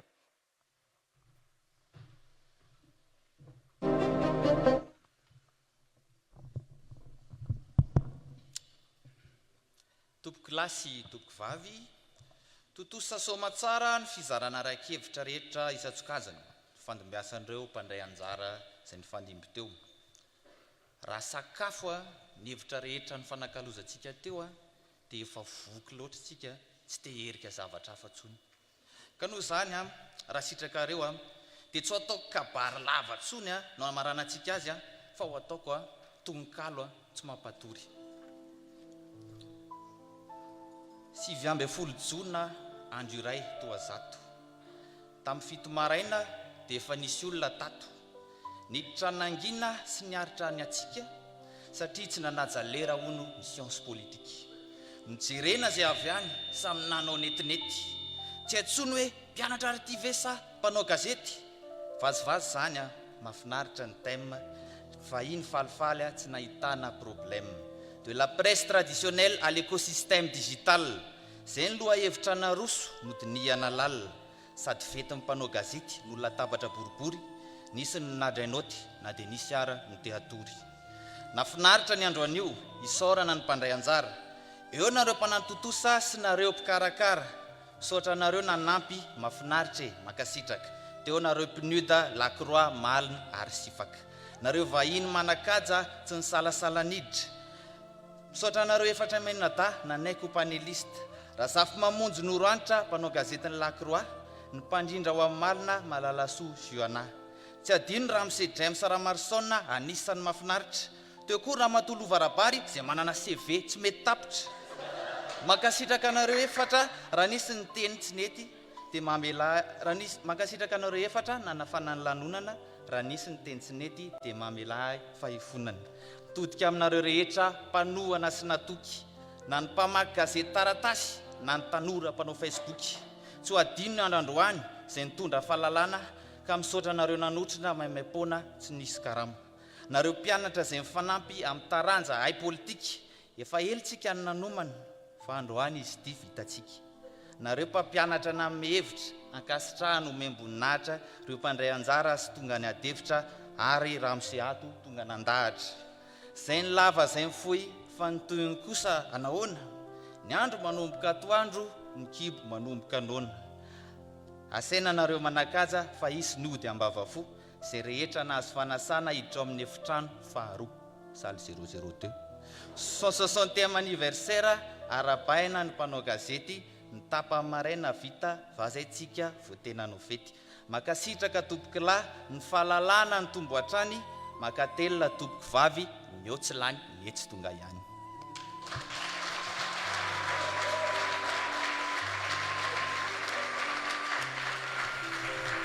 Dia tsy vazovazo moa iny teo fa tena marina misy nody ambava fo ao amin'ny salle 002 famelohan'izay nefa dia hitanina tsika anao any séance photo ampilaminana sy mandeha tsirairay.